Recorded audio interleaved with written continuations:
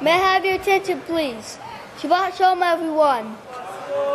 My name is Yisrayl Hawkins, and I'd like to serve forever as a priest starting very soon.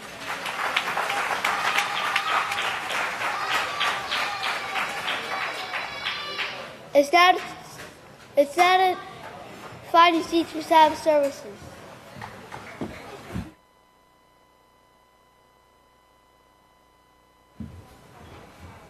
May I have your attention, please? May I have your attention, please? Shabbat Shalom, everyone. My name is Sonny Yisrayl Hawkins, and I'd like to serve you forever as a priest starting very soon.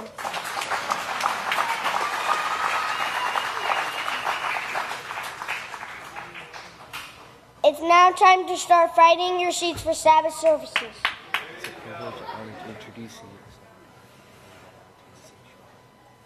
It's now time to introduce to you the sons and daughters of Yisrayl now entering the sanctuary.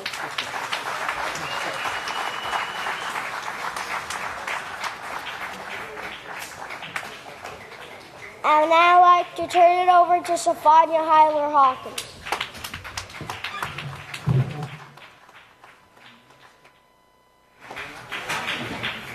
Shabbat Shalom, everyone. You may be seated. The title of my speech are, what are Yahweh's feasts?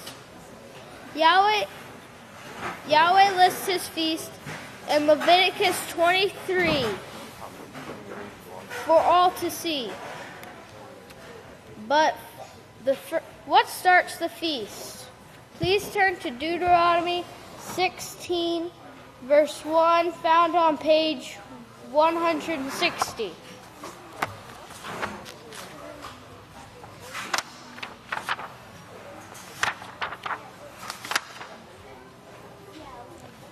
Watch for the moon of green ears of barley, Abib, and sacrifice the Passover to Yahweh, your Father. For the moon of green ears of barley, Yahweh, your Father, brings you out of Egypt by night. Please turn to Leviticus 23, verse 5, verse 6, verse 4 through 5 and 6. Found on page 101.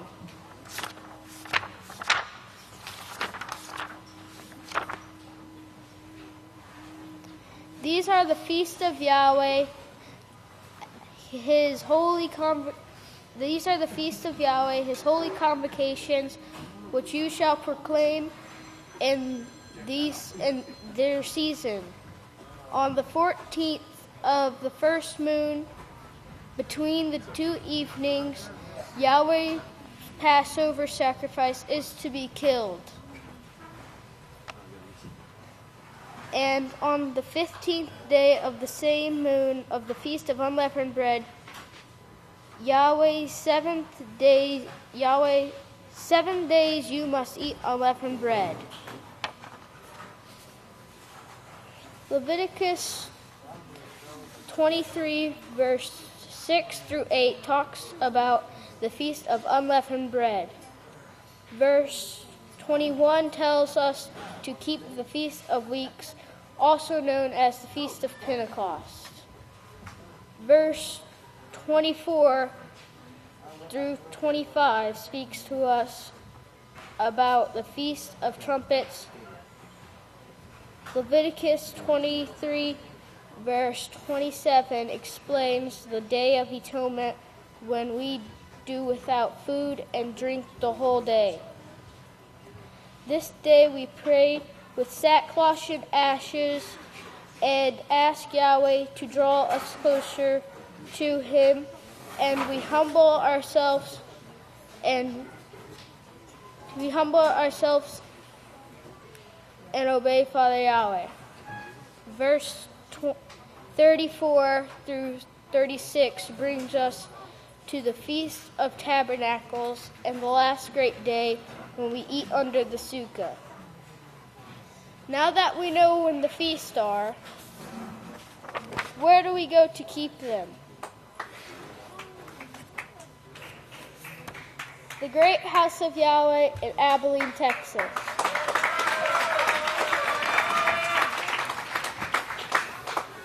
This is spoken of in Isaiah and Micaiah. When we keep Yahweh's feast, we take on the mark of Yahweh. Please turn to Psalms 91, verse 1, found on page 770.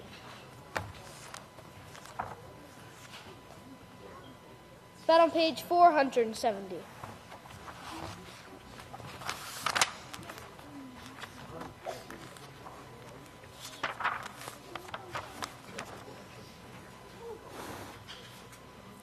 He who dwells in the secret place of the Most High will abide under the shadow of Almighty.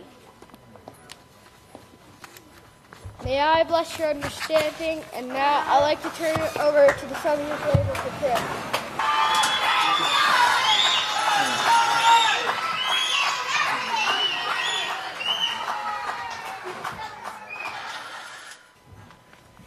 At this time, if you all remain standing, it's my privilege and honor to present to you son of Yisrayl, Deacon Buffalo Bill Hawkins. Shabbat Shalom, everyone. You may be seated. May the peace of Yahweh be with each and every one of you. Today I'm going to be talking about becoming like Yeshua and not like the gods. Now, recently, for the past few months, we've been working very hard to remove the names of gods from our mouths. Pastor's worked so hard, and he's, in fact, brought Yahweh's sacred calendar back into effect. We've also got to become like Yeshua and stop worshiping the gods in our actions, by the things we do and the way we behave ourselves. Yeshua was perfect and sinless. He led a sinless life. Now, in the fourth book of Yisrayl, chapter 14, and verse 3, it says, is everyone listening? I'm going to show you something today, brethren, that no other man knows. Now, if that does not catch your attention enough to want to hear every word that I have to say, I don't know what will. No one else knows this in the world. I'm going to bring this here today to the house of Yahweh for the very first time. You're going to find out exactly what it represents when you take of the cup of wine and the bread that represents Yeshua's blood and body.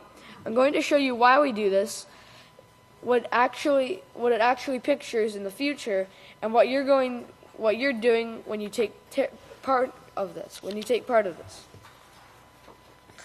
The actions and character traits of our high priest are clearly outlined in Galatians 5. If you'll turn there. Galatians 5,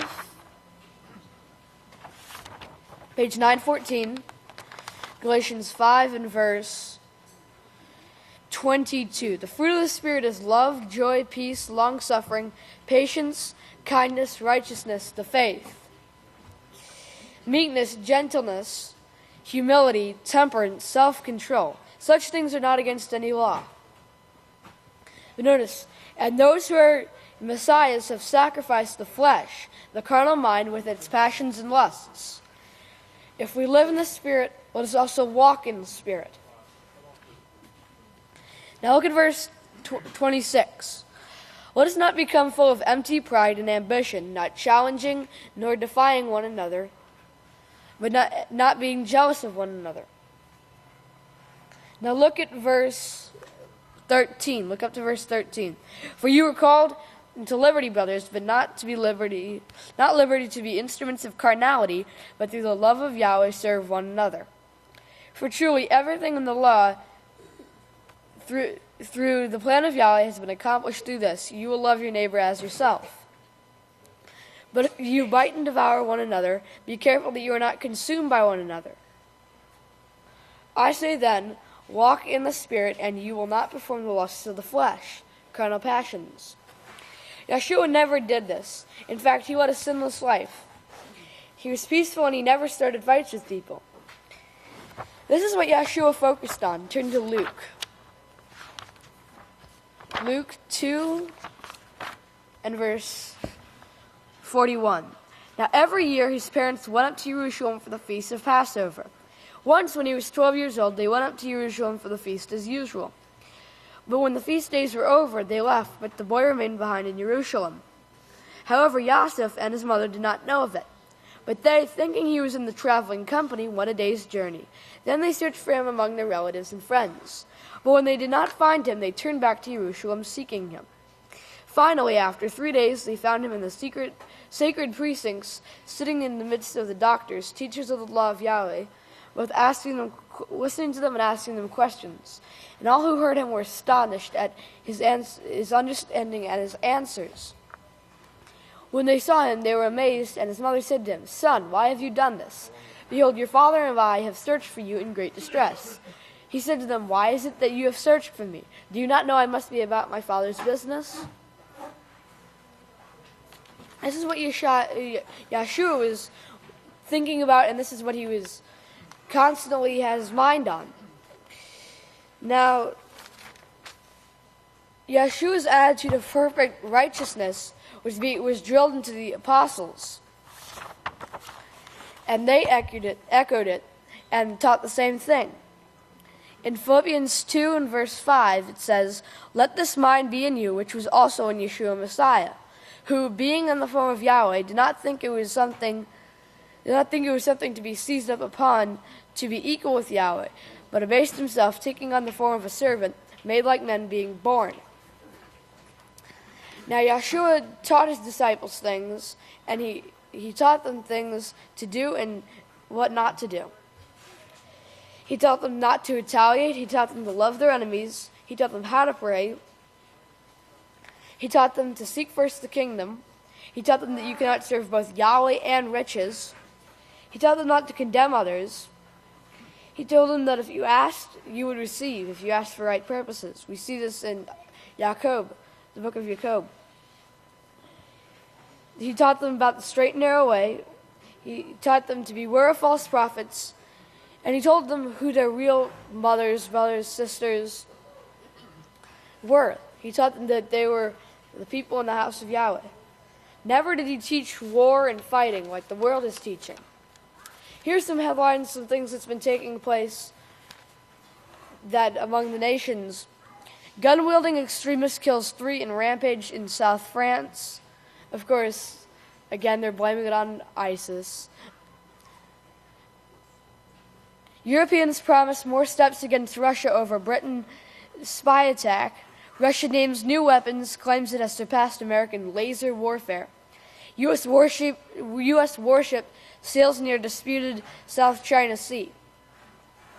Record number of U.S. Marines to train in Australia in symbolic challenge to China. 2 opposition politicians from Tajikistan detained in Turkey. Germany and France promise new Russia sanctions. And Germany and the Netherlands working on anti-missile capabilities. Now, Yeshua never taught this. He never taught the war and fighting that the world is teaching. He taught us to be peaceful, to be a servant, not to rise up, not to start problems. He never taught us to do any of those things. So we have to take the lessons from what we see in the scriptures and what's taking place in the world and learn to remove the ways of the gods from our lives. Now for my closing scripture, if you turn to Ephesians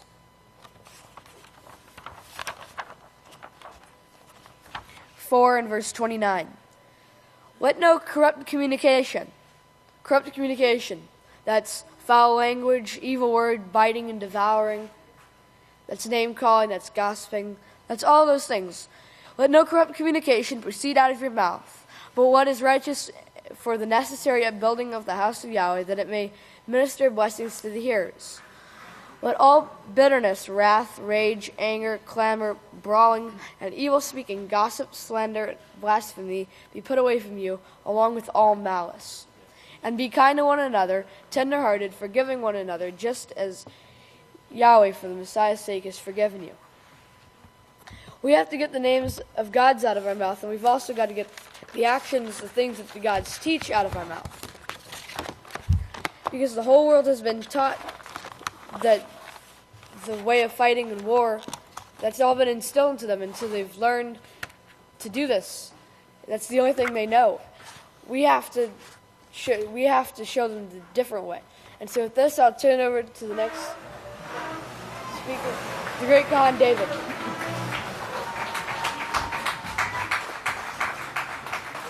Shabbat Shalom, everyone. It's an honor and a privilege to address the called out ones of our Heavenly Father Yahweh.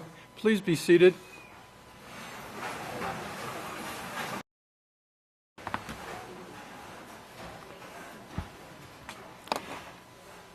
The title of the sermon today, there are 2 altars with 4 horns. Remember that. And you see it on the screen in front of you there. So what are the 2 altars? What are the 2 altars that Yahweh showed in his pattern? Well, one of them is the golden altar with 4 horns. This is also known as the altar of incense. And I refer to it or think of it as the altar of life. The other altar, the second altar, is the bronze altar with 4 horns. And this is the altar of burnt offerings, and I like to think of it as the altar of death. So in the 11th book of Yisrayl, part 1, chapter 16, verse 25, Yahweh's last days witness Yisrael Hawkins spoke. He said, "But Yahweh is predicting this, and he lays out a pattern which he keeps in heaven." We see this in Revelation, Yeshua standing there with it at this time, guiding the work that's going to bind him to the altar. Notice, not the altar of sacrifice now. He is not going to be sacrificed again, but there's 2 altars with 4 horns. Remember that. So let's take a look at these 2 altars in Yahweh's pattern, which he gave to Moshe on the mountain.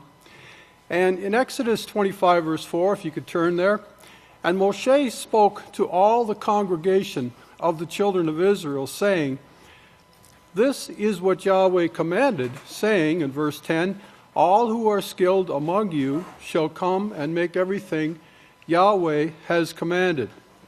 Now, 2 of the things that Yahweh commanded to be made, one of them was, in 15 here, the altar of incense, which is the golden altar, also referred to as the golden altar, with its poles, the anointing oil, and the fragrant incense, the curtain screen for the doorway at the entrance of the tabernacle, and another thing that Yahweh commanded to be built, verse 16, and the altar of burnt offering with its bronze. This was the bronze altar. Grating, its poles, and all its utensils, the bronze laver with its stand. And continuing in Exodus 36, verse 2, "Then Moshe summoned Bezalel and Oholiab, and every skilled person to whom Yahweh had given ability, and who was willing to come and do the work." And this holds true to this very day, to this very house, those who have come and are willing to do the work.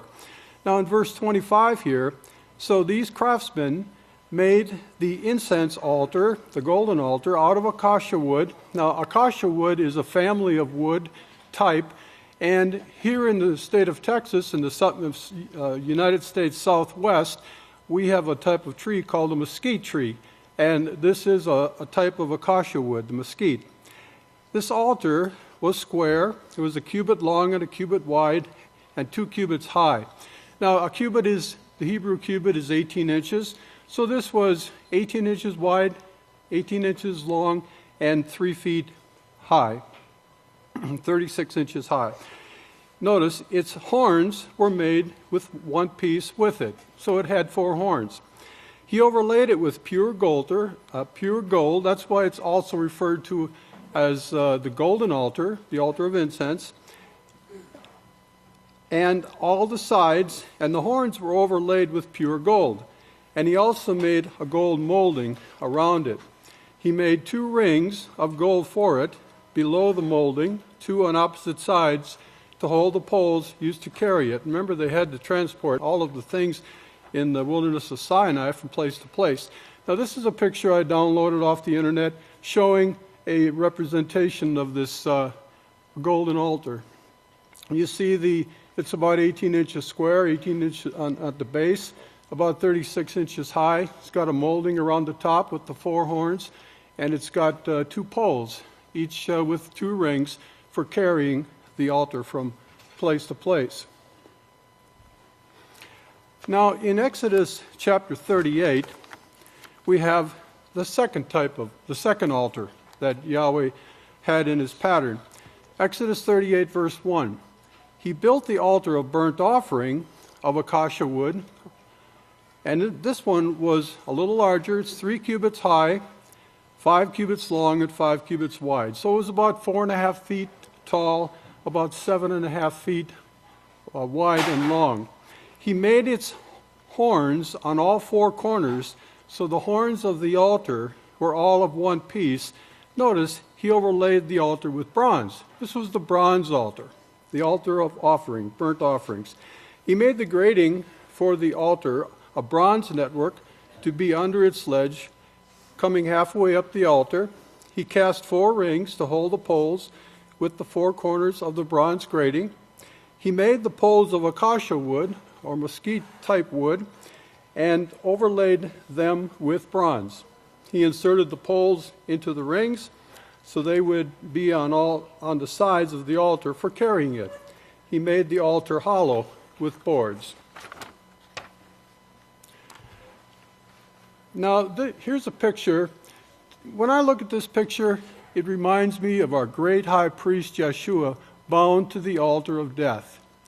Our great high priest Yeshua bound to the altar of death. This is the bronze altar, the altar of burnt offerings, and it's 4.5 feet tall. You can see the little ramp in front of it there. The priest had to stand on something to tend to the offerings, and it has the 4 horns. This was the bronze altar. Now in Exodus chapter 39, verse 32, thus all the work on the tabernacle of the tent of meeting was finished. The children of Israel did everything according to all that Yahweh had commanded Moshe, so they did. Verse 38, the gold altar, this is the altar of incense, the anointing oil, the sweet incense, and the curtain screen for the entrance to the tent. Verse 39, here's the second type of altar, second altar, the bronze altar, with its bronze grating, its poles, and all its utensils, the laver for washing, and its stand.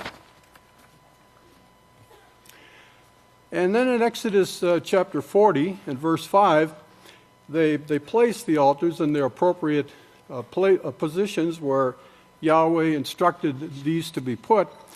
Verse 5 here, then place the gold altar of incense in front of the Ark of the Testimony, the Ark of the Covenant. We have the Ark of the Covenant right in front of us here on the podium, in front of the Ark of the Testimony, and place the curtain screen at the entrance to the tent of meeting. So the altar, the gold altar, the altar of incense, was placed inside the tent of meeting, inside the tent of meeting. Then the other altar, then placed the altar of burnt offering in front of the entrance to the tabernacle of the tent of meetings. This was outside in the courtyard. The altar of burnt offering, the bronze altar, was outside in the courtyard. Then let's skip down to verse 26 here. Then put the gold altar of incense inside the tabernacle of meeting in the holy place directly in front of the veil. And he burned sweet incense on it, as Yahweh had commanded Moshe. He put the altar of burnt offering now, notice, in front of the entrance to the tent of meeting in the courtyard. He placed it in the courtyard and offered upon it the burnt offering and the grain offering. as Yahweh had commanded Moshe. Now, this picture here, I showed this the last time I spoke. This is a picture representing 3 million people of the children of Israel that came out of the wilderness, of sin, Egypt, and this represents their encampment in the wilderness of Sinai. So, if you can see my cursor, the cursor is over the altar of burnt offering, out in the courtyard, right here. This was the altar of burnt offering. And this is the tent of meeting here, the structure. And inside the tent of meeting, right about where the cursor is, that is where the altar of incense, the golden altar, was located. Now, this cloud that's shown above, this would have been directly over the altar of incense, I would say, over the Ark of the Covenant and the altar of incense, the golden altar. But let's look at some of the other features here also. This was the courtyard around the tent of meeting. And encamped around the tent of meeting, you had Levi, the different families of the tribe of Levi. They assisted the priest in carrying out the duties of the tent of meeting. And then if you look at the way the different tribes of Israel are camped, here you have the tribe of Yada, the first member of the original quartet.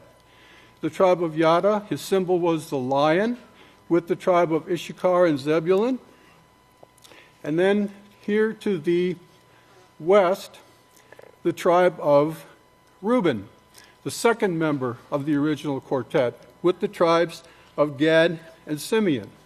His symbol was the face of a man. And you have these symbols on Yahweh Shema also. They're called the living creatures. And now going off to the west, you had the third member of the original quartet, the tribe of Ephraim with Manasseh and Benjamin. His symbol was the calf, or the ox. And then on the upper right-hand corner, you had the fourth and final member of the original quartet, the tribe of Dan, with their symbol, the flying eagle. And he's there with the tribes of Asher and Naphtali. So that cloud that's shown in that picture over the tent of meeting. In Exodus chapter 40, verse 38, so the cloud of Yahweh was above the tabernacle by day, and fire was in the cloud over the tabernacle by night, in the sight of all the house of Israel throughout all their journeys. Now this is a picture of the temple model here in the sanctuary of the House of Yahweh, built by the House of Yahweh. And you see in the courtyard here, in the inner court of the House of Yahweh, you see the bronze altar, the altar of burnt offering. It has 4 horns, it has a ramp, it's constructed according to the pattern shown in Yechezkel chapters 40 through 44. The same pattern you saw in the wilderness there. And so where is the altar of incense? Well, if you from here, from the altar, if you walk up the steps into the house of Yahweh, you go into the porch, you go into the inner part, which is the holy place, and then toward the back of the house of Yahweh building here, also referred to as the temple, you had the most holy place where the Ark of the Covenant and the altar of incense was located. Looking at the definitions of some of these words, build an altar of acacia wood. Now, the word altar here, this is Hebrew word 4196, Hebrew one 4196, and it's from 2076. It means an altar, and it comes from the Hebrew word 2076. It's primitive root. It means to slaughter an animal, usually in sacrifice, and some of the ways it's been translated in the scriptures are, it means to kill, to offer, to sacrifice, to slay. Now, in Exodus 27, verse 2, we look at the definition of the word horn, or horns, on the altar. Make a horn at each of its 4 corners so that the horns of the altar are of one piece. Now, the word horns is 7161, It means a horn, a projection or projecting. It means a peak of a mountain can be considered a horn, a ray of light. But the primary thing with respect to the horns and what they mean is shown in those last two words there. Figuratively, power. Horns mean power, authority. Power, authority. And it comes from the Hebrew word 7160, which means to push or gore. And I have had some experience with milking goats, for example. And goats are wonderful animals. They're wonderful animals. They give us great milk and all that. One thing I noticed about the goats, though, they like to dominate one another. And if you had two identical milking goats, one with horns and one without horns, the animal with the horns would always dominate the one without the horns. I mean, it was easy. It was very easy. And you see that in nature, too, with animals that have horns and how they defend themselves and use them as power over other animals or to defend themselves. And so the altar of bronze, I look upon that as the unrighteous authority, the power over people. Our great high priest bound to the altar of death, and whereas the horns of the altar of incense, Yahweh's ability to guard and keep his way forever, through his righteous authority, through his righteous 613 laws of peace. So going on to Genesis chapter 22 and verse 7, and Isaac spoke to Abraham, his father, and said, "My father." And Abraham said to him, "Here I am, my son." And he said, "I see the fire and the wood, but where is the lamb for the burnt offering?"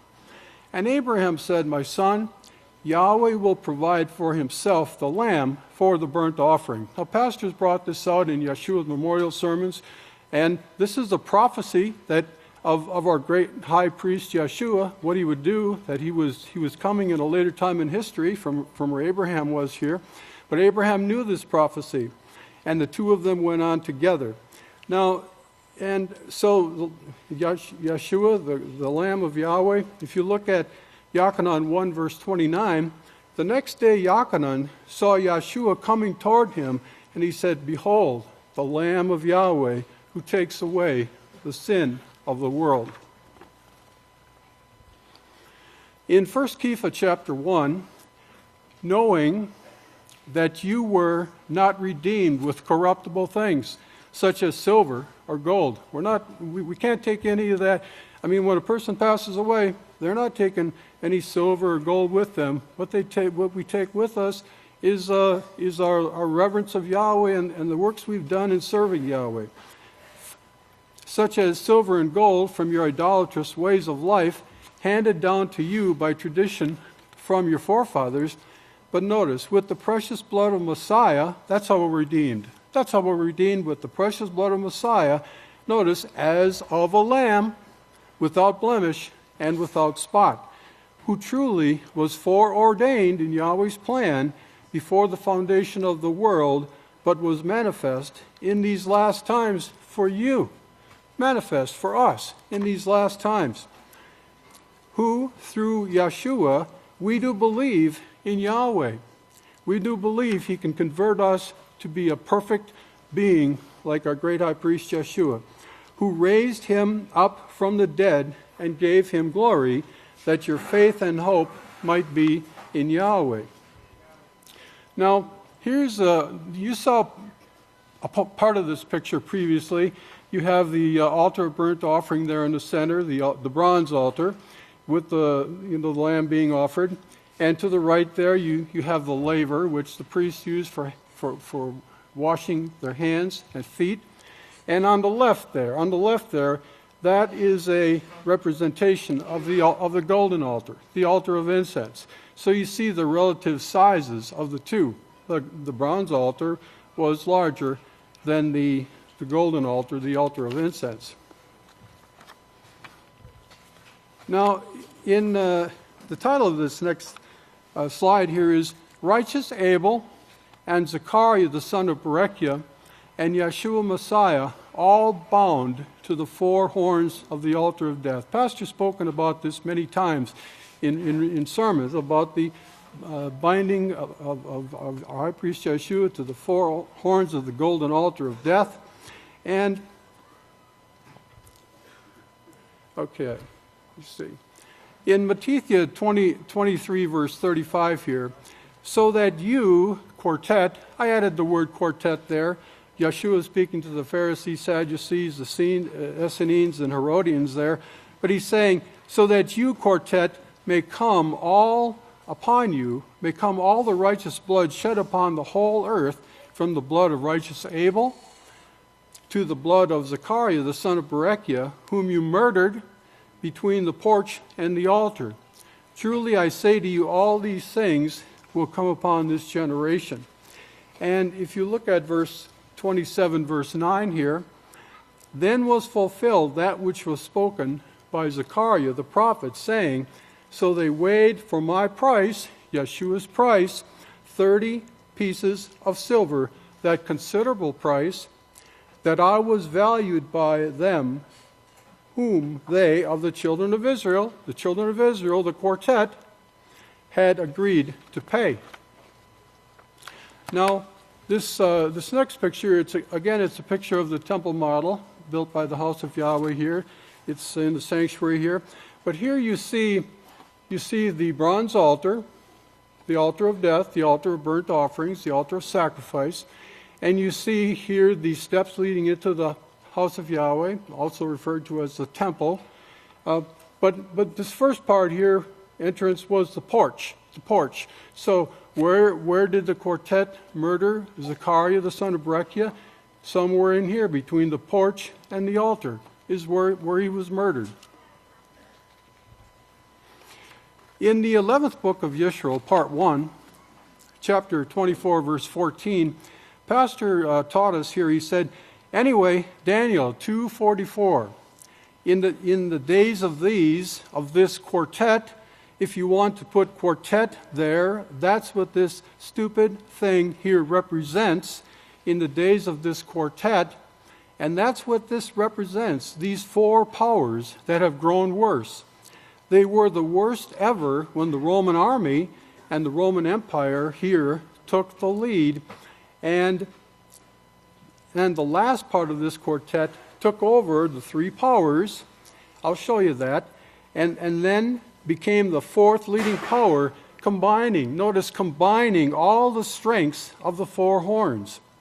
Here, and the murders then that took place after that with the Roman army and the Catholic Church and the Crusades, if you could read about this and tie this together with what they represent on an altar of burnt offerings.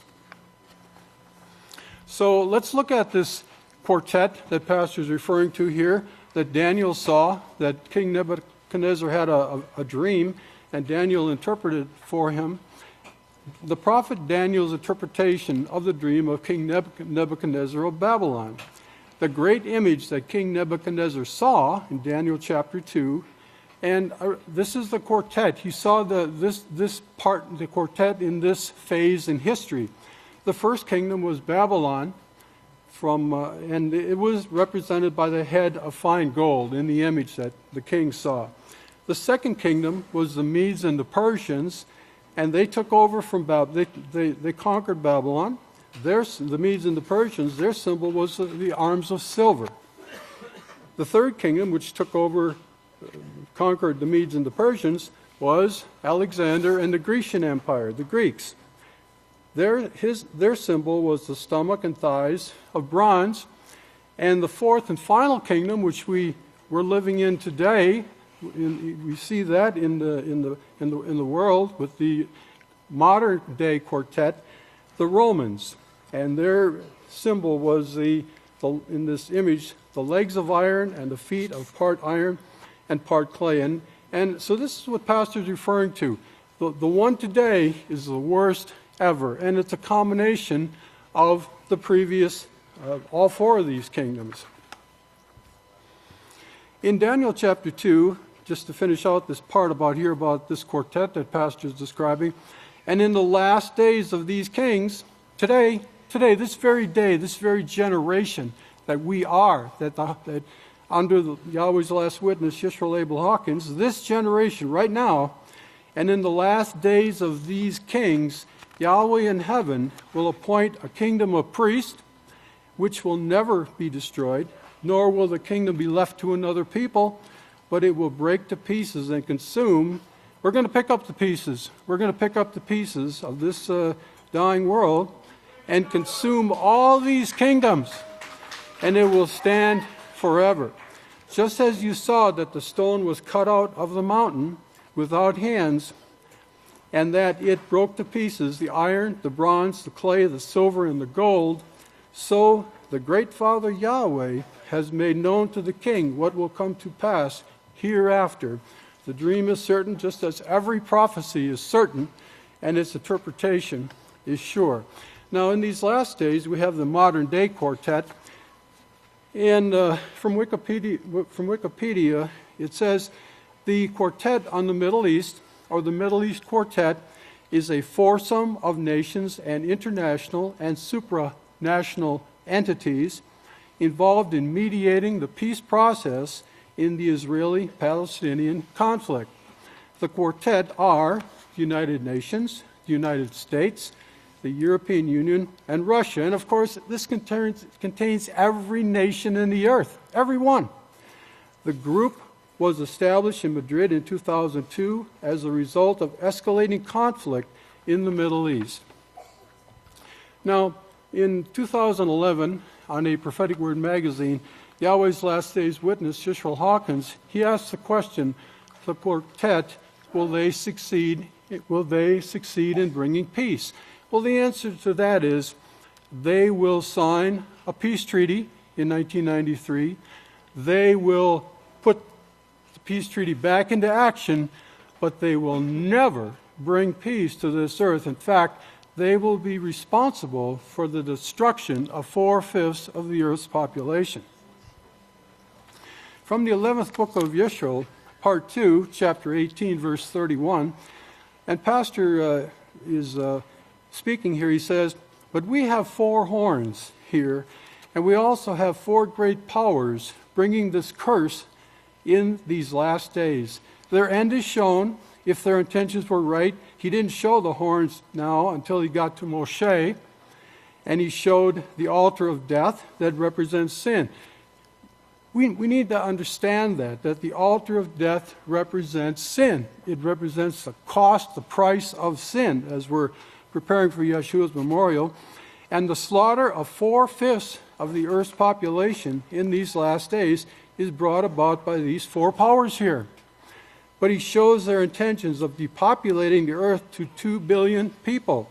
Now everybody saw and heard, so that you know before this, that I, Yisrayl Hawkins, told you this was going to take place. In Hebrews chapter 9, verse 1, "So then the first priesthood had both the ordinances of service and a worldly sanctuary." And we saw that, the picture of the encampment in the wilderness. "For this was the tabernacle layout, first part in which was the lampstand." We have a lampstand here, the menorah, the 7-lamp lampstand. The table and the showbread, which is called the holy place. And behind the second veil, the innermost part of the tabernacle, which is called the most holy place, we have the altar of incense. And you saw pictures of the altar of incense in the most holy place. And you have the Ark of the Covenant. The Ark of the Covenant here, right in front of us here. Overlaid on all sides with gold, in which were placed, inside the Ark of the Covenant, the golden pot that had the manna, Aaron's rod that budded, and the tablets of the law, or the tablets of the covenant.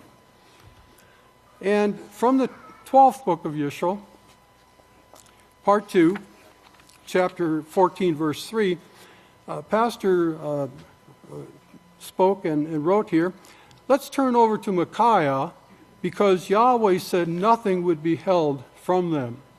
This is the puzzling thing for most people to understand. This system, if you notice, the four horns of the altar that were in those films that the Masons have, it represents the altar of death. The altar of death. Not the altar of incense that we represent. We represent, our great high priest Yeshua represents the altar of incense, righteousness, not the altar of death. But the altar, so not the altar of incense that we represent, but the altar of death, whose horns will be cut off in our time period now. So, Yeshua bound to the golden altar. Pastor said that in the book of Israel.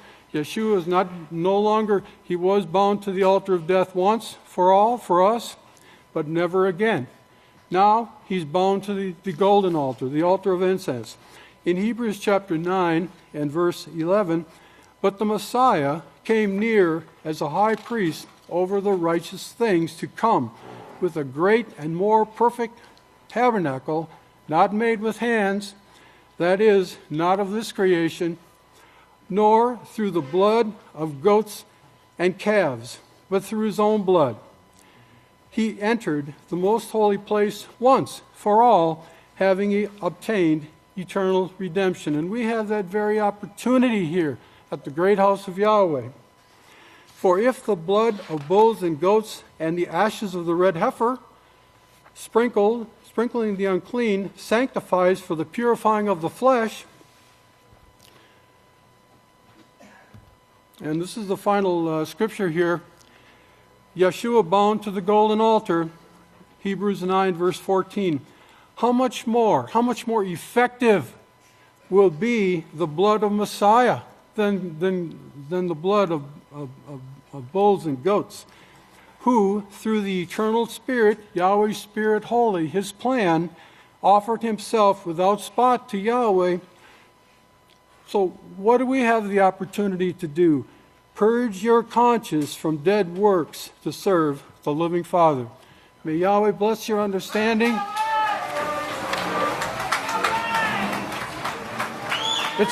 It's an honor and a privilege to introduce our next speaker, the great Kohan Benjamin Krause Hawkins. Shabbat Shalom. May the peace of Yahweh be with each and every one of you. You may be seated.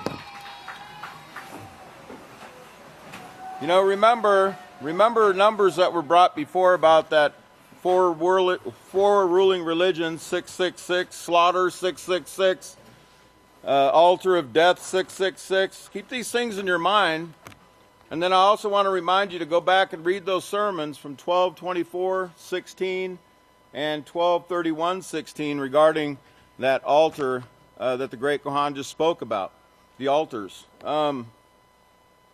That's not my sermon today. We're going to be talking about something we're going to shift gears just a little bit. Exodus 23, let's turn over there real quick. Exodus 23, because we're going to look at verse 13. Familiar scripture nowadays on page 64. It says, "In all things I have said to you, be careful to do them, and make no mention of the name of hinder gods, neither let them be heard from your mouth." I want to show you a definition of 23:13, where that scripture comes from. It means to fight against God. Okay? It means to resist the deity. Remember, Yahweh's not a deity, okay? He's not a God. Yahweh is our Father. It's from 23:14, and it means fighting against God. And it means an opponent of deity. An opponent, you know, someone that's fighting against, struggling against God. Okay, not against Yahweh, but against God. We're going to talk about this calendar, this beautiful calendar we were recently given. Can I have my first slide? I want you to look at a timeline here. 10/28/17, Pastor explained the concept of the new calendar. to a couple individuals. He'll be talking. He'll mention more about that. But 10:28:17. The first thing that should really jump out at you right there is two numbers, 28 and 17. Two of pastor's lot numbers. 11:7:17. Overseer Yisrayl Hawkins approved the first draft of this calendar, this Yahweh's sacred calendar. 12:24:17. Overseer Yisrayl Hawkins approved the second draft. 12:30:17. Yahweh, Overseer Yisrayl Hawkins approved the final draft of this sacred calendar. 1:29:18, the calendar was sent to press. And then on 2/1/18, the printing started on the sacred calendar, and it was put up online, made available at Yahweh.com for the whole world to see. 2/14/18, the printing finished, but the calendar had not yet been collated, stapled, or checked. You know, these things are important to keep in mind. That's why they're being reiterated again. But 2/24/18, they were finally put on tables for the congregation at the House of Yahweh. So keep these in mind because this is very important. I want you to be writing all those down. In the 16th book of Israel, and by the way, I want you to see where this is from. Now notice the chapter 21 verse 6, 2:16. I think that's what I was trying to show you, if you would let me show the congregation. That's what I wanted to show you actually. It's on page 216. Okay? From 6:12:16, which is 2:16 backwards, it's a palindrome. Okay, so back to the slide. It says you may be seated. Now, it talks about his three lot numbers. He talked about that crown that was presented up here on the stage during the Pentecost. Remember the crown that he was presented? And it had 17 signatures on the back of the crown. And he said there were 17. He said there were 17 total. That was the first number on my lot, if you remember. 17, 28, and 74 were the lot numbers. And I want to remind you what that word lot means. When you think of a lot, I want you to think of inheritance. I want you to think of a portion or a cup that someone's made to drink from. I want you to think of a lot as in a group or a bunch, like a lot of items, okay, and so forth. But think inheritance and things like that. Okay, now let's see, the next slide. Okay, so let's go to the next slide. I want to show you a timeline here. From the first day that he explained this new calendar to the day it was put on the tables, there was exactly 119 days. And that is 17 weeks exactly to the day. That's his lot number. He just told you. But 119, if you remember, add up all three of his lot numbers, and that's what you get. 119. Okay? You're gonna that you think that's wow? You know, Yahweh is so full of wows, you know. To me it's like it's just unbelievable the amount of wows you would get. But I want to show you something about the day that the calendar was put up online. It was put up on 2/1/18 on the Roman calendar. And it means to remove, to displace. Now remember the day before there was a blood moon on 1/31/18? There was a blood moon. That last day of the House of Yahweh's calendar, the calendar we had that year had that first Roman month. It ended on the 31st, and there was a blood moon. And then Yahweh's calendar took over, the sacred calendar. And it means to remove, to move away, to thrust away. In other words, to shuck it out, get rid of it. Okay? Get away from us. Get away from me. I never knew you. And it means to loose. It means to loose. Now, in the Greek it means Straightness and uprightness. Notice this. Straight as with complete justice, without deviation.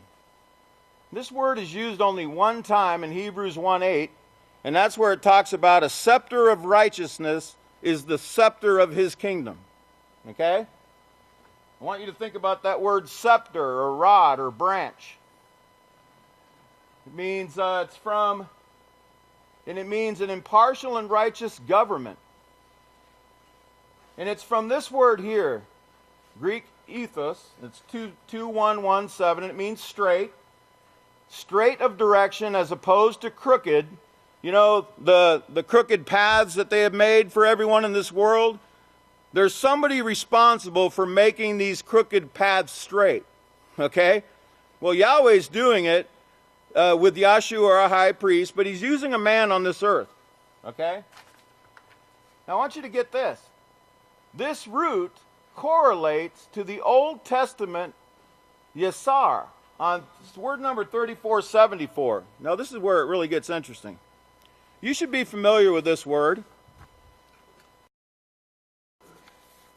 3474. Well, again, here we go again. 34. What occurred in 34? Well, we had a man born to straighten this world out. And then 74 is one of his lot numbers, right?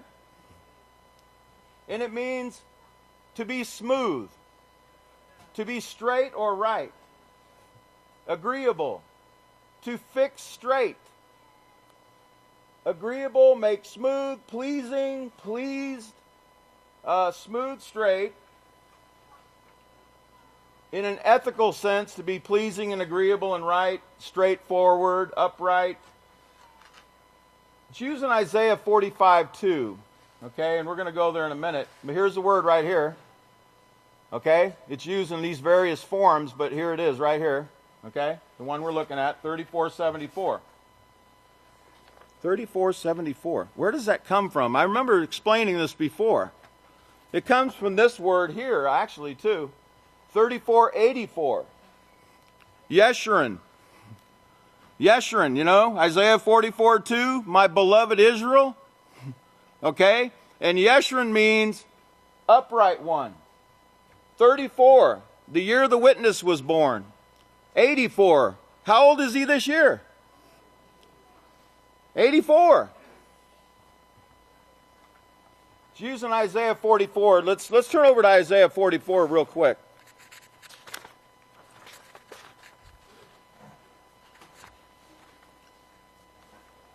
Isaiah 44, we're going to look at verse, I'll give you a page number, 558, verse 26. It says, I am the one, Yahweh says, I am the one who carries out the word of his servant and fulfills the plan of his messenger.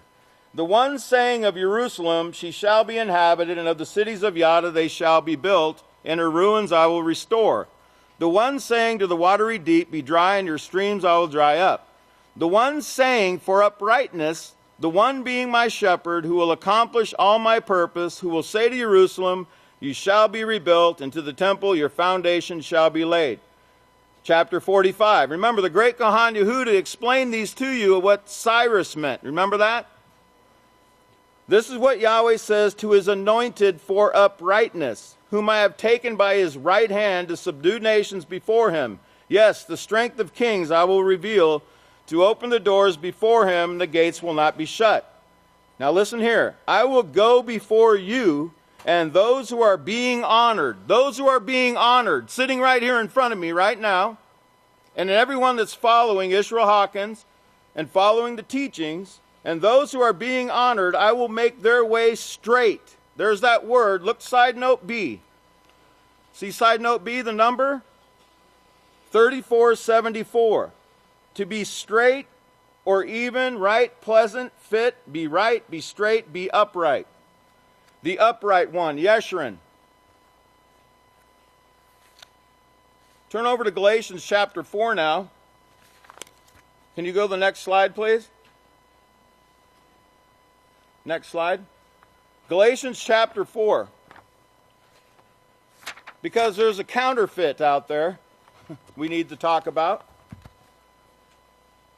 Now, by the way, I need to remember 10:28:17. Pastor gave this assignment. Notice here, 28:17. It means an heir, apportioned inheritance by the casting of lots. Okay? Write that down, 28:17. Okay? From 28:18, apportioned inheritance by the casting of lots. You need to remember that, inheritance, because look in Galatians 4:1, the appointed time, the heirs of Yahweh. The great apostle says, but I say, as long as the heir is an infant, he's no longer different. He's no different than a slave, although he is to be ruler of all. But he's under the subjection of teachers and office holders until the time appointed by the Father. So we also, when we were infants, we were enslaved under the elements of the world. Now look on the footnote under elements. You can see it up on the screen if you don't have a book of Yahweh. It means a small upright rod. Small upright rod? An obelisk? Or is that talking about a small upright branch rod named Yisrayl Hawkins? Well, we'll see, right? If you can go to my next slide real quick. Because that word branch in Isaiah 11:1, where he says a branch will grow from his roots, you see that? It also means rod. Now here, though, go to the next slide, please. Back to this footnote in Galatians, because it's talking about they're talking about the pole, the sacred pole that they use to set their feasts. Elements means a small upright rod, especially the gnomon of the sundial or the shadow thrown by it. The gnomon of the sundial. Can you go to my next slide? Remember the gnomon? 666. There's the gnomon. See the shadow it casts when the sun hits it? To tell the time, not just the time of the day, but the time of the year, the solstices and equinoxes. Well, do we really need that one to know? Who's the one that knows it all? Let's go to the next slide. It says that word gnomon means one who knows or examines. Well, remember, Yahweh knows the heart. Yahweh examines us, right? And who does he use? Go to my next slide. Pastor already told you, I know it all. I'm the one who knows. And the reason in these quotes that you're seeing up here, I'm just going to read the pertinent portions. First one says, and that's the reason we know there's going to be a showdown. It's already started. The Pope has boasted that, I'm a hypocrite and I'm saying I know it all. And I do. Yahweh is my Father. That may be the only truth that man has ever told.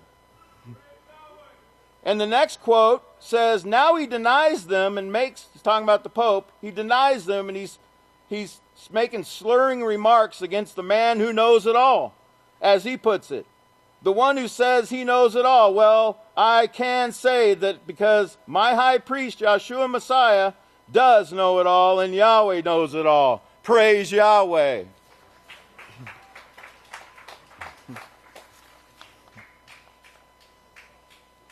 Now, look back at the side note in Galatians. Next slide, please. Notice it shows the gnomon are the shadows thrown by the gnomon. The gnomon of the sundial or the shadow thrown by it. Well, that word shadow, can you go to the next slide? Should remind you of Psalm 91. Okay? And what is the shadow of Yahweh? Yeah, the keeping of the feasts. Right? Remember? Keeping feasts and Sabbaths correctly? Y'all remember that, right? And remember, Yahweh's eyes and his heart will be here with us, 2 Chronicles 7:16, examining those that come. Okay? Examining us, knowing whether we're free of leaven or not. Colossians 2:17. Okay, remember. And notice it says, he will cover you with his feathers in verse 4, and under his wings will you trust. You know that word 3484, if you remember, it means opinion. It's from Psalm 91:4. Remember, it means wings. Wings, 3484, Yeshurun, remember? Well, if you don't, go to the next slide. Remember the gematria under your shadow, 3484, remember Yeshurun? Under your shadow, the one that teaches us to keep the feast, the one that knows it all, the small upright rod, right? The small lowly okie that's going to be made into thousands very soon, Isaiah 60:22. That's how many years since creation, by the way. Now, I don't want to miss anything. I sometimes get rushed, but let me. Now, are you ready for something really interesting? Go to the next slide. From the time Pastor was born to the day that calendar went online was 30,474 days. Drop the zero. 3474. Remember, upright, the upright one, Yeshurun, the one that we serve together with, right? Now, I didn't have time to get into the lots today and the inheritance that the apostle was talking about, but be ready because the prophecy of Zechariah is going to be fulfilled. You see that number? The prophecy of Zechariah 2018. There's a new world ahead. 2018. Be ready. Wait till you learn more about this inheritance that Yahweh has in store, the world and the universe that he's fixing to give his saints. Are you ready? Well, praise Yahweh. It's been an honor and a privilege to speak to you. Remember, don't fall for the counterfeit rods. They know nothing. The gods know nothing. And at this time, I'd like to present to you, if everyone would please stand, the great Kohan, Yehuda Hawkins.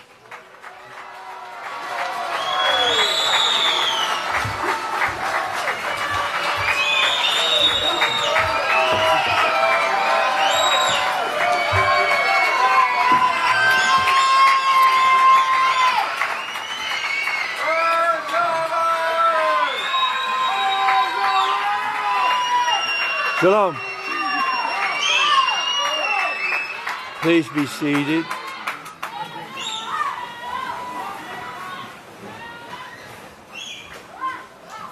Okay, turn to page 723 in your book of Yahweh. We're going to look at Zechariah chapter 13. Page 723 in your book of Yahweh. 723 in your book of Yahweh, page 723. Zechariah chapter 13. It's only 9 verses. In that day a fountain will be opened for the house of David and for the inhabitants of Jerusalem, for washing away sin and uncleanness. In that day, says Yahweh of hosts, I will cut off the names of the gods, the Elohim, from the land, and they will be remembered no longer. I will also cause the false prophets and the unclean spirit to depart from the land. Then if anyone still prophesies, his father and mother who begat him will say to him, you will not live, for you speak lies in the name of Yahweh. And his father and his mother who begot him will thrust him through when he prophesies. In that day every false prophet will be ashamed of his vision. When he prophesies, they will not wear a tallit of rough linen to deceive. But he will say, I am no prophet. I am a husband, a farmer. For a man taught me from my youth to keep cattle. And one will say to him, what are the wounds in your hands? Then he will answer, these are with which I was wounded in the house of my friends. Awake, O sword, against my shepherd, against the man who is my companion, says Yahweh of hosts. Smite the shepherd, and the sheep will be scattered, and I will turn my hand against the little ones. In all the land, says Yahweh, 2 parts in it will be cut off, and die, the third will be left in it. And I will bring the third part through the fire, and will refine them as silver is refined, and will try them as gold is tried. They will call on my name, and I will hear them. I will say, it is my people. And they will say, Yahweh is my Father, or our Father. The word fountain that is written in Zechariah 13, verse 1 is translated from the Hebrew word makur. This word is listed on page 465 of volume 5 of the Dictionary of Classical Hebrew by David Kleins, which shows this word means fountain, knowledge, fountain of wisdom. The word David that is written in Zechariah 13:1 is translated from the Hebrew word dawad. This word is listed on page 423 of volume 2 of the Dictionary of Classical Hebrew by David Kleins, which shows this word means beloved. The word Jerusalem. The word Jerusalem that is written in Zechariah 13:1 is translated from the Hebrew word, from two Hebrew words, which are yaru and shalom. The Hebrew word yaru is listed on page 436 of volume 2 of the Hebrew and Aramaic lexicon of the Old Testament by Coeler and Baumgartner, which shows this word means a priest who teaches or instructs. The word shalom is listed on page 1533 of volume 4 of the Hebrew and Aramaic lexicon of the Old Testament by Coeler and Baumgartner. I don't know why I'm thinking about Julius first. Coeler and Baumgartner, which shows this word means to keep peace. The word live, that is written in Zechariah 13:3, Zechariah 13:3 is translated from the Hebrew word tahaya. This word is listed on page 357 of a Hebrew and Chaldee lexicon to the Old Testament by Julius I, which shows this word means to belong to one. Change the page. The words thrust him through that are written in Zechariah 13:3 are translated from the Hebrew word dakarahu. This word is listed on page 461 of volume 2 of the Dictionary of Classical Hebrew by David Kleins, which shows this word means to be debarred or to be shut out. The door is shut. The words turn against that are written in Zechariah 13:7 are translated from the Hebrew word hashabati. This word is listed on page 714 of the Analytical Hebrew and Chaldee lexicon by Benjamin Davison, which shows this word means to restore. The words through the fire that are written in Zechariah 13:9 are translated from the Hebrew word ash. This word is listed on page 155 of a Hebrew and Chaldee lexicon to the Old Testament by Julius I, which shows this word means element of purification. So this is what Zechariah chapter 13 is saying, especially when all the grammar is put in the proper place. In that day a fountain of knowledge will be opened for my beloved house, and for those who dwell with the priest who teaches peace concerning sin and uncleanness. In that day, says Yahweh of hosts, the names of the gods will be cut off from the land, and they will be remembered no longer. They will be remembered no longer. We must all work not to remember them. We need to get them out of ourselves, out of our mouths, out of our lives, everything. Get away from it. Get away from it like you would a mad dog. All right. The false prophets and the unclean spirit will be caused to depart from the land. The false prophets and the unclean words that he speaks will go away. They will be gotten rid of us. That's why the calendar was put together. So that no longer use the name of a god to remind us what time of the year it is. Then if anyone still prophesies, his father and mother who begot him will say to him, you do not belong to us, for your speech is lies in the name of Yahweh. And his father and his mother who begot him will then thrust him out when he prophesies. This is why we have little or nothing to do with the people that leave here. If they go, they go. I've had that displeasure myself to tell one of mine, if you go, you go. We are going to serve Yahweh.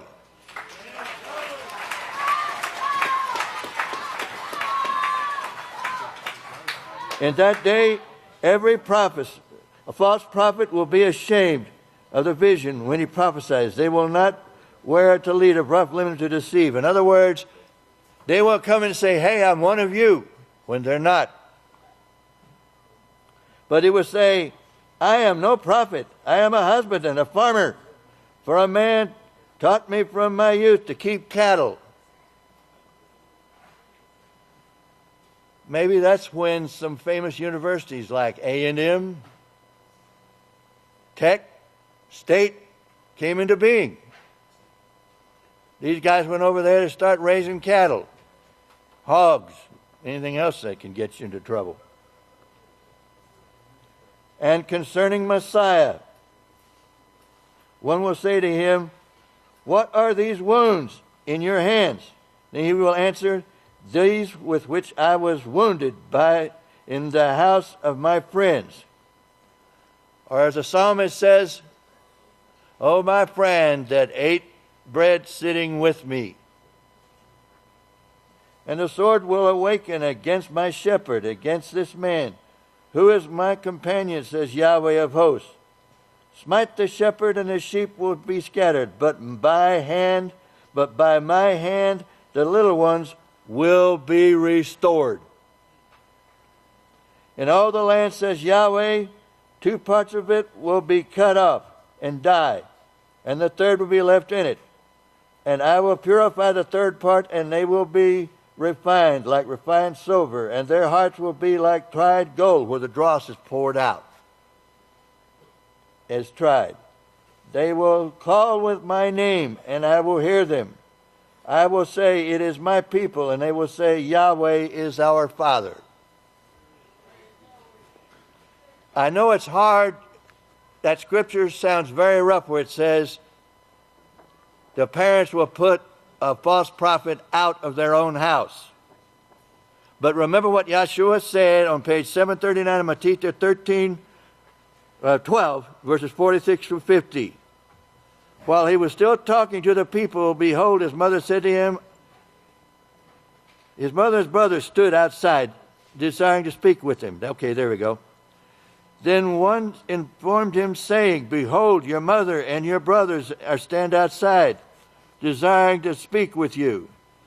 And he answered and said to him who told him, who is my mother, and who are my brothers?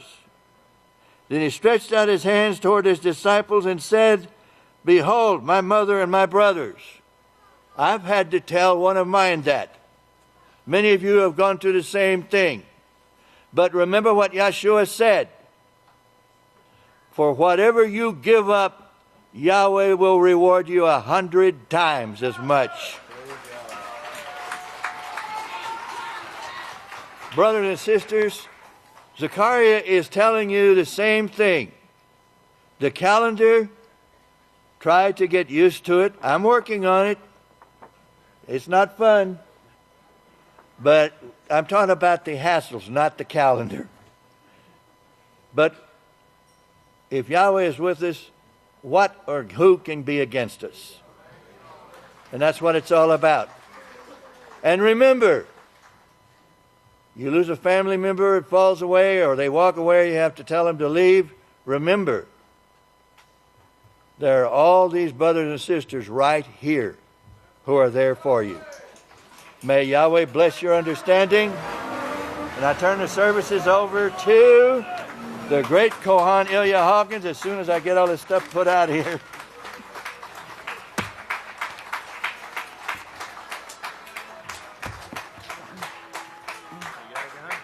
Yes. Shabbat Shalom, everyone. You may be seated. Going through the news, it's very important that we see and we take to mind the things that Pastor's been telling us for many years and these prophecies coming to pass. And even some parts in the news we'll get to, you have to be very careful, because in the house of Yahweh, Pastor will bring things out and he will show how they're taking place, and he'll give the detail to how it's taking place, and then many years later it actually comes out in the news that it took place. And when you see it, you think, Pastor said that years ago. He did, but they didn't acknowledge it in the news until recently. Now, getting into this, we start out with this opioid epidemic, and if you remember, this goes back when President Obama was in office. He said there were more people dying of opioid overdoses than traffic accidents. Well, the numbers now are drastically worse than what it was then. And of course, they bring out also that these opioids, doctors are taking bribes, pharmaceutical companies are paying the money for these doctors to keep reissuing these drugs. And people not knowing that it's very deadly. It's worse than heroin. It's very deadly. In fact, one of the articles says 30 times more powerful than morphine. And you'll see one where this young lady was given a cancer drug for pain. She had a back pain, and she was given fentanyl. She didn't know how to properly use it. They just told her to take it, and they gave her time constraints, but of course the pain comes up. You take more of it. Well, you do that with fentanyl, you overdose. And it becomes very addictive also. You don't want to get off of it once the problem is supposedly fixed. If you have pain in your body, it's there to tell you something's wrong. It's not there to tell you to take an opioid. That's not what it was meant for. It's to tell you there's something wrong. Well, they're trying to kill the pain, but they're killing themselves, and that's the danger. But I want you to notice, as pastors brought out, the money that's being made from it. That is the driving point behind it, is the money.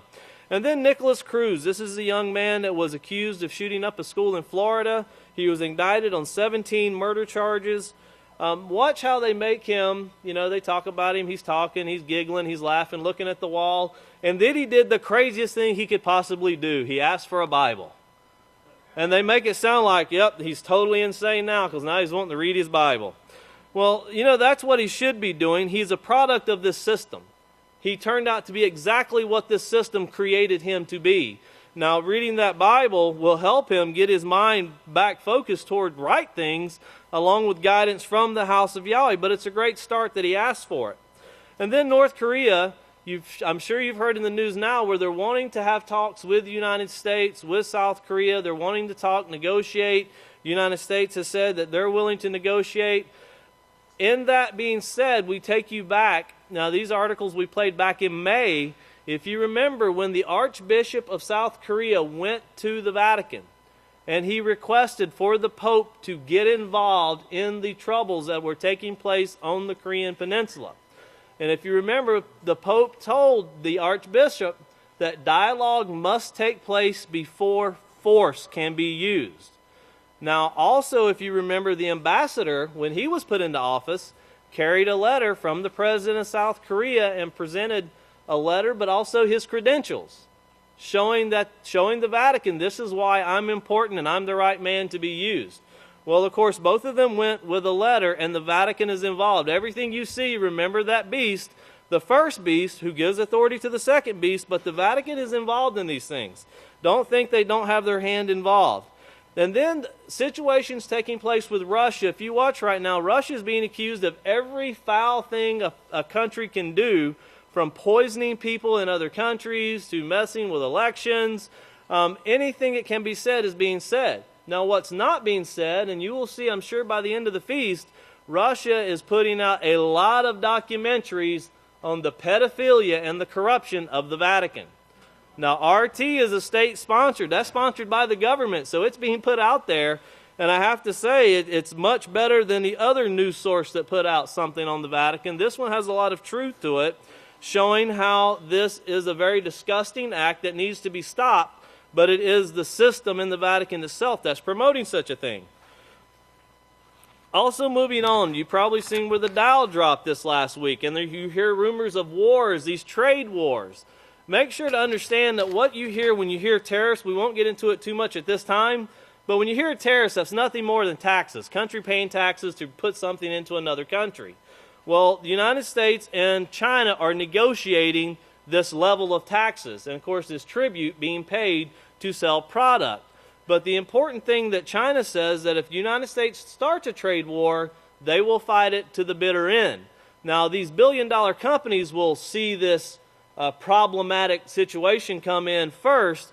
We, as a consumer, will just see the prices of things go up and go up and go up. But as pastors brought out and prophecy shows, the economy is going to stay strong up until the very end.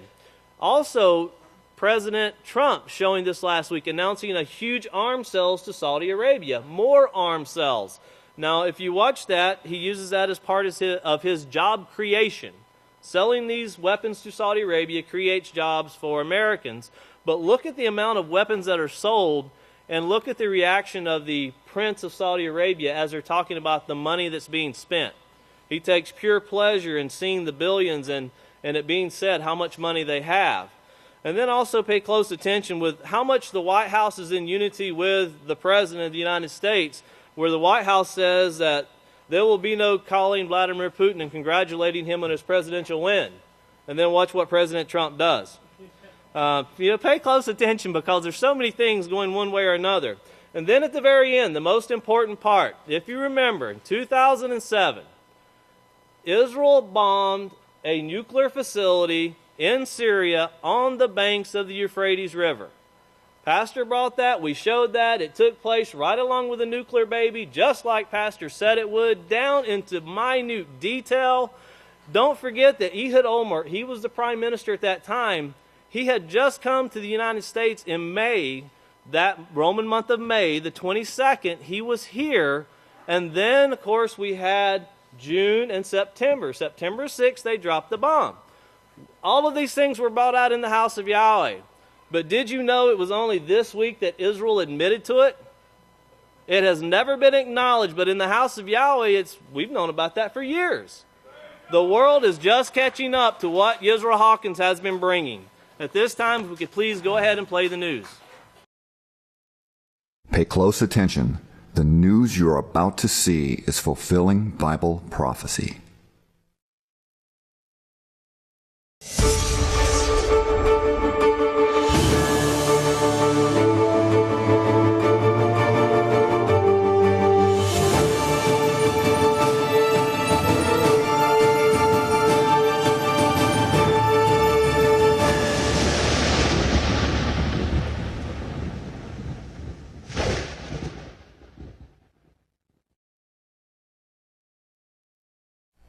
Welcome to another edition of YPN News, bringing you news as it relates to Bible prophecy and foretold by Yisrayl Hawkins. Well, of course, we have the North Korea and South Korea today. We're going to be talking about them getting together for the first time in over a decade, That's right. looking towards some type of a peaceful resolution.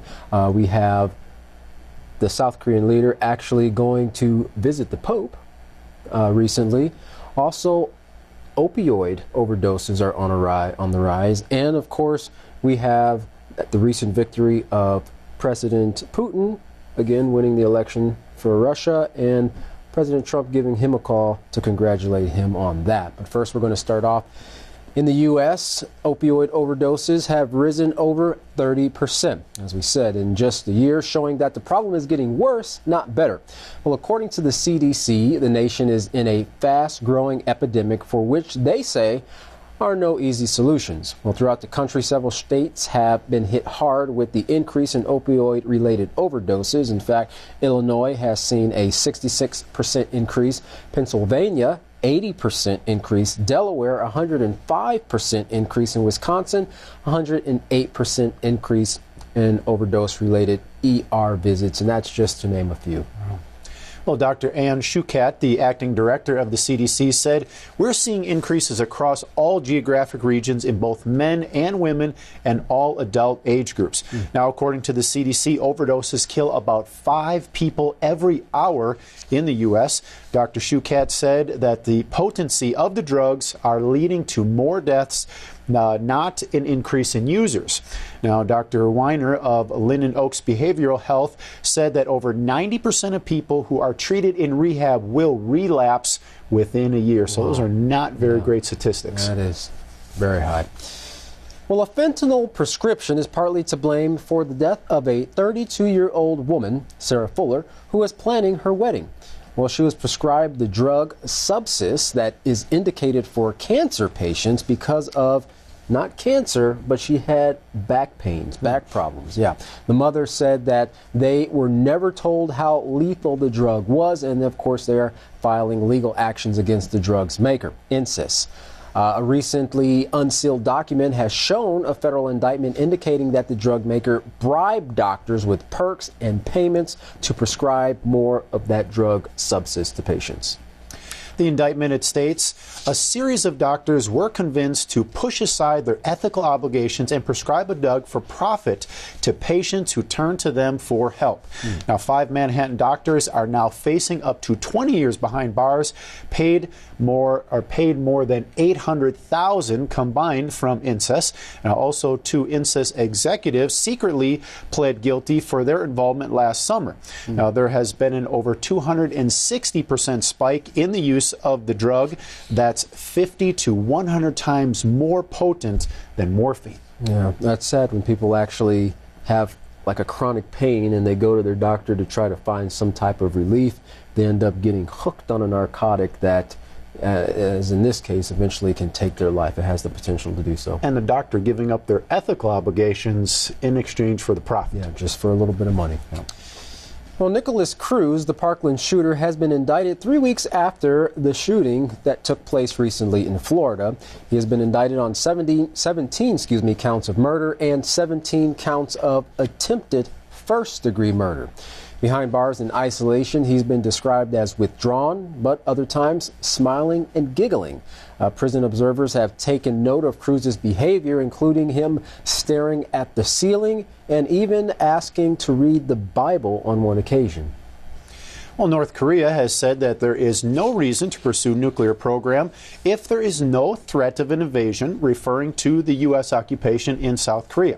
Now, this is seen as a 180-degree turnaround by the North Korean leader.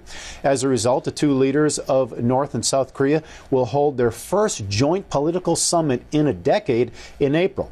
Now, not everyone is excited. U.S. President Donald Trump is quoted as saying, "As far as the risk of dealing with a madman is concerned, that's his problem, not mine." Senator Lindsey Graham said all the damage that would come from a war would be worth it in terms of long-term stability and national security. Well, even though the U.S. paused military exercises during the Olympics, as soon as the games were over, well, the tanks and planes were back out in force once again. Although the two are meeting, that is North and South Korea, the U.S. says that a meeting can only be arranged with them via Beijing if the North agrees to give up their nuclear weapons. Of course, Pyongyang says that demand is preposterous. Analysts say that it doesn't look like the administration wants to create an atmosphere of peace, which is really strange, Katan, because that's really what they've wanted to do the entire time, for the North to give up their nuclear program. Now they're saying they're willing to, but it's like the U.S. doesn't want that. They almost want the war. That's right. And you would think that they would go ahead and use their ally, the South, to work with the North in meeting certain terms to find a peaceful solution. Right. Well, the South recently sent one of its representatives to meet with the Pope on a recent trip. We have our correspondent Larry McGee, who has more information for us on that and a few other things. Larry, what do you have for us? At some point, every government has to pay a visit to the Pope. This week, the ambassador for South Korea arrived to bow the knee and quickly informed the pontiff that he keeps him in his prayers. In keeping with tradition, the two exchanged gifts. There was a piece of artwork was offered by Ambassador Lee, while the Pope chose to present the Korean diplomat with a 3-volume set of his main papal documents. Thereafter, the meeting became private. The ambassador is not the only South Korean diplomat to be dispatched to the Seven Hills. President Moon Jae-in, special envoy to the Vatican, returned home from a trip recently, which was reportedly arranged, at least in part, to deliver a letter from President Moon Jae-in to the Vatican asking for its intervention on the Korean peninsula. The Pope is said to have responded by expressing an awareness of the conflict in the region and is reported to have advised the envoy that dialogue and negotiation must come before force. The diplomat stated that the purpose for his pilgrimage was to secure South Korea's interests, and having returned now, he is said to be satisfied with the results. The result of increasing tensions between the nations is war reaching into the heavens. This week, President Trump announced plans to create a special space force, extending the hostilities of warfare into outer space. In a speech, the president stated that space is a warfighting domain just like air, land, and sea. And in support of that belief, General John Hyten of the U.S. Strategic Command stated that there is no war in space. Just as there's no cyber war, there's only war, he said, and war can extend into any domain. And it might also be added that it can take many different forms. The EU is recalling its envoy to Russia over suspicions that Moscow may have been the culprit behind the recent poisoning of Sergei Skripal. The attack on the former double agent has prompted strong condemnation from Britain's Prime Minister Theresa May, who stated before a meeting that she would be raising the issue with her counterparts. The Prime Minister says the incident in Salisbury is a part of a pattern of aggression against Europe and its near neighbors, extending from the Western Balkans to the Middle East. Meanwhile, the man being hailed as one of Russia's strongest leaders to date is celebrating his fourth re-election as Russia's president. President Putin's allure among voters is reported to be his tough style, a reflection of which was demonstrated in his recent announcement that Russia had developed a new nuclear weapon, the declaration of which was accompanied by a video showing warheads headed for Florida. Now that he has won re-election, the Russian leader has dialed back the aggressive rhetoric and is back to sharp statecraft, announcing that Russia has no plans for an arms race and plans to cut military spending in pursuit of international dialogue. While China, Cuba, and Venezuela are all said to have called President Putin and offered their congratulations, it was said that the U.S. would be doing no such thing. In contradiction to that initial statement, though, President Trump told reporters recently that he called the Russian head and did congratulate him on his victory, while also mentioning the possibility of the two meeting at a later date to discuss the arms race, the Ukraine, Syria, North Korea, and various other things. During the press conference, the president reiterated his intention to keep America militarily superior several times, and also confirmed for reporters that Iran is still a target. For YPN News, I'm Larry McGee. Katan Jeff, back to you. Well, it looks like the president might have changed his mind on calling Putin to congratulate him, but he certainly hasn't changed his mind on wanting to be the superpower when it comes to military. No equal, he said. Well, President Trump unveiled his plan to start putting tariffs on Chinese imports. He said there would be as much as $60 billion in tariffs applied to products that come into the U.S. from China. Now, the announcement raised fears that a trade war on Wall Street could result. Those fears led to the Dow losing 724 points to close at almost 3% lower than the day before. That's right. Currently, there is a trade deficit of $375 billion with China, which means that China is making more on its imports to the U.S. than the U.S. is making on its exports to China. This is largely due to China's low cost of labor and trade policies, which President Trump says unfairly favor Beijing. As far as the trade war goes, Commerce Secretary Wilbur Ross tried to assure the country by saying, "We will end up negotiating these things rather than fighting over them." Now, the Chinese embassy, however, did not use the same tone in response to the tariffs. They accused the president of, quote, ignoring the rational voices and adding, China is not afraid of and will not recoil from a trade war. Analysts are calling Trump's announcement the trigger that could lead to a tit-for-tat trade war which would be bad for, of course, both countries. But the president feels he is really just fulfilling another promise he made to voters on the campaign trail. He also is concerned that Chinese firms will steal U.S. technology patents and then manufacture similar products at a cheaper price. But China is also the largest holder of America's $21 trillion in debt. Now, with that kind of leverage, adding tariffs to China is causing anxiety among Republican congressmen. Charles Grassley, a senator from Iowa, told reporters, "I would advise our people in the executive branch from the president on down to be very cautious how you approach it." China is warning the United States to reconsider its plans before things get worse. In response to U.S. tariffs on steel and aluminum that have already went into effect, China is now proposing its own tariffs on 100 U.S. products. Well, the U.S. exports include fresh fruit, nuts, wine, steel pipe, as well as pork and recycled aluminum. The total cost of these products is about $3 billion, which would then become more expensive in China and could cause American farmers and companies to lose business. Well, the Chinese ambassador to the U.S. stated Beijing's position when he went on state TV explaining the possibility of a trade war. He said, "As far as a possible trade war is concerned, we never want it to start. But if somebody imposes a trade war on us, we'll fight to the end. The administration has 15 days to decide which Chinese imports will face the new tariffs.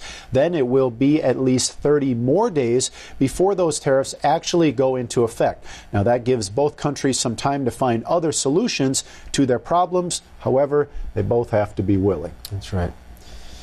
Well, in other news, Crown Prince Mohammed bin Salman was visiting the United States this week and had a meeting in the Oval Office with President Donald Trump.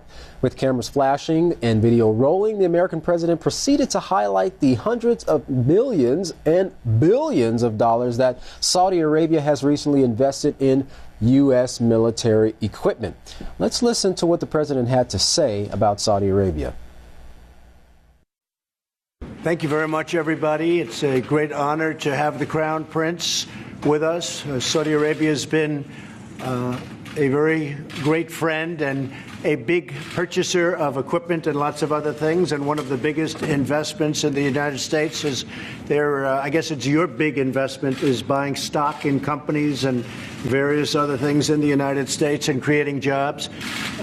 We've become very good friends over a fairly short period of time. I was in Saudi Arabia in May, and we are bringing back hundreds of billions of dollars into the United States, and we understand that, and they understand that. Some of the things that have been approved and are currently under construction and will be delivered to Saudi Arabia very soon, and that's for their protection. But if you look in terms of dollars, $3 billion, $533 million, $525 million. That's peanuts for you. Should have increased it. $880 million, $645 million, $6 billion. That's for frigates. $889 million, $63 million, and that's for various artillery. Some of the things that we're now working on, thanks, and that have been ordered and will shortly be started in construction and delivered. THAAD system, $13 billion. The C-130 airplanes, the Hercules, great plane, $3.8 billion. The Bradley vehicles, that's the tanks, $1.2 billion. And the P-8 Poseidons, $1.4 billion. And what it does is it really means many, many jobs. We're talking about over 40,000 jobs.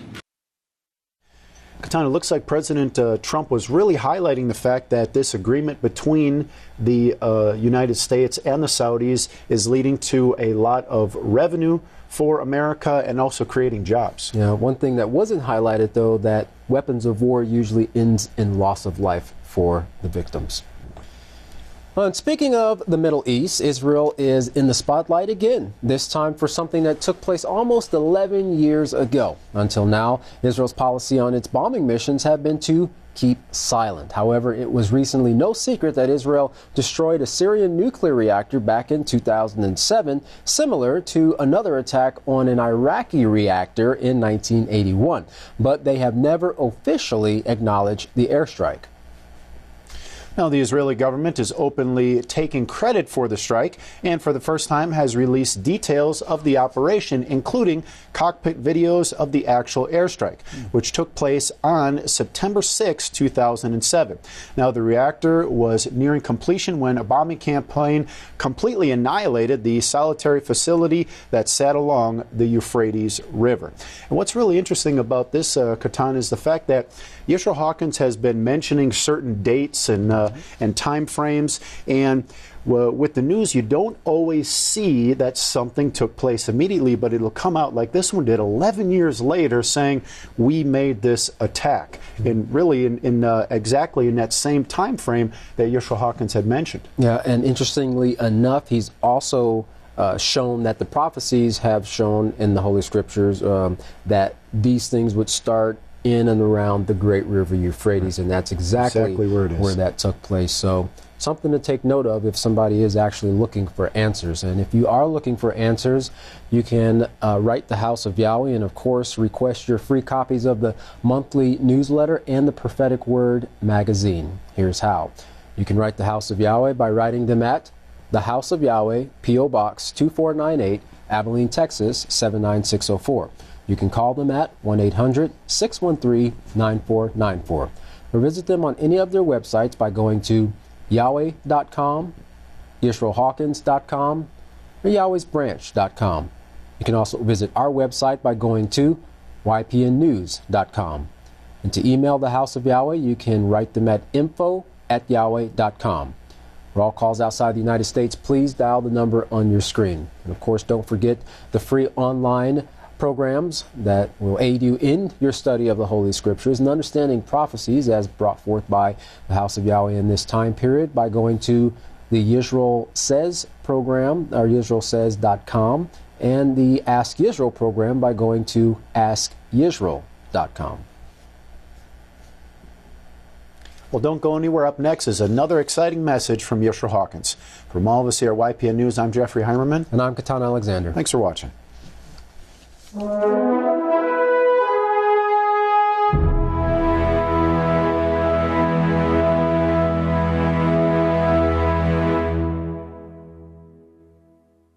At this time, if everyone will please stand. Now remember, they said it was supposed to be kept secret, but they couldn't keep the 1 cent to quit talking about it.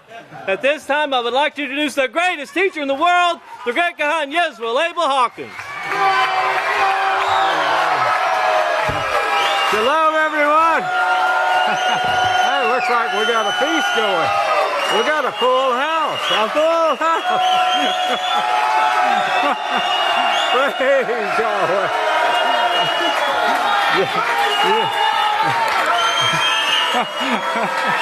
You may be seated. May the peace of Yahweh be with each and every one of you. Just to point out a couple of things now. The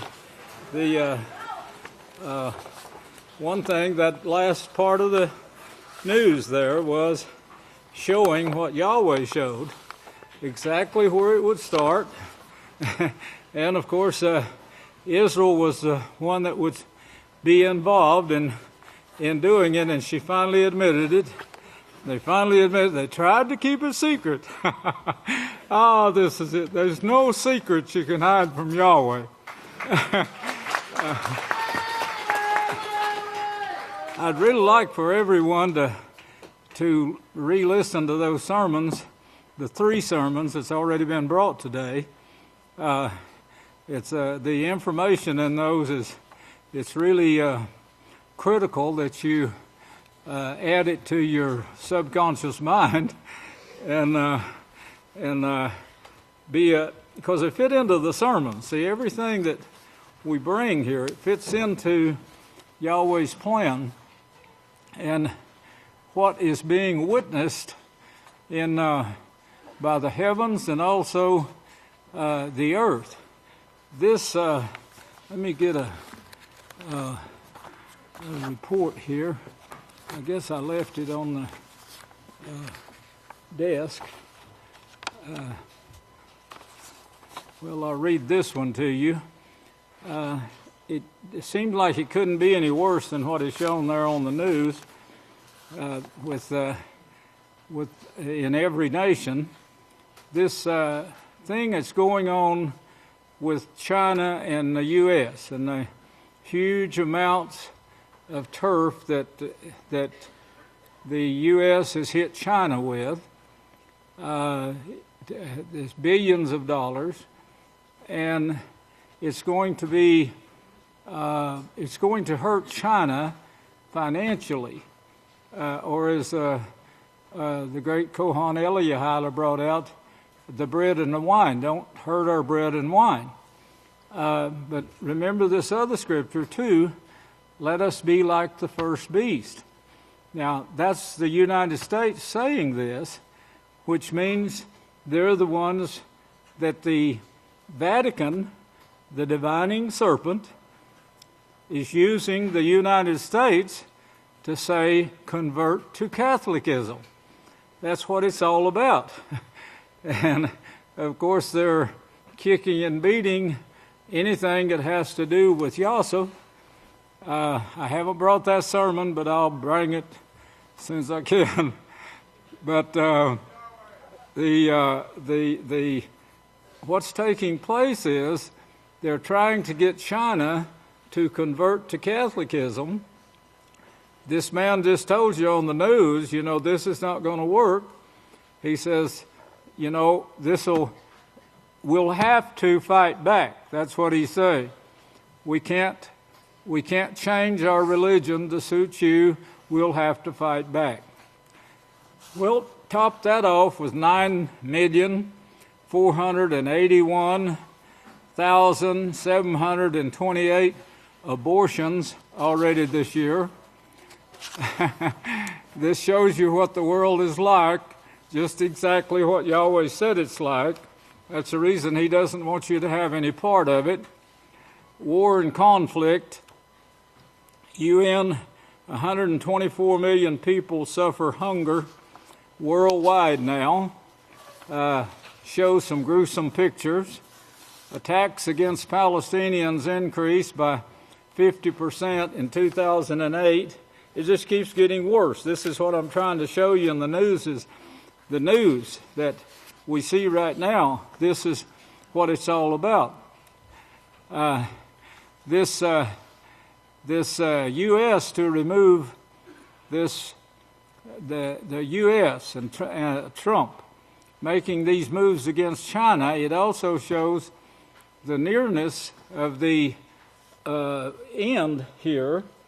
I told you and brought out in books and showed you that the United States is going to remain strong until the very end.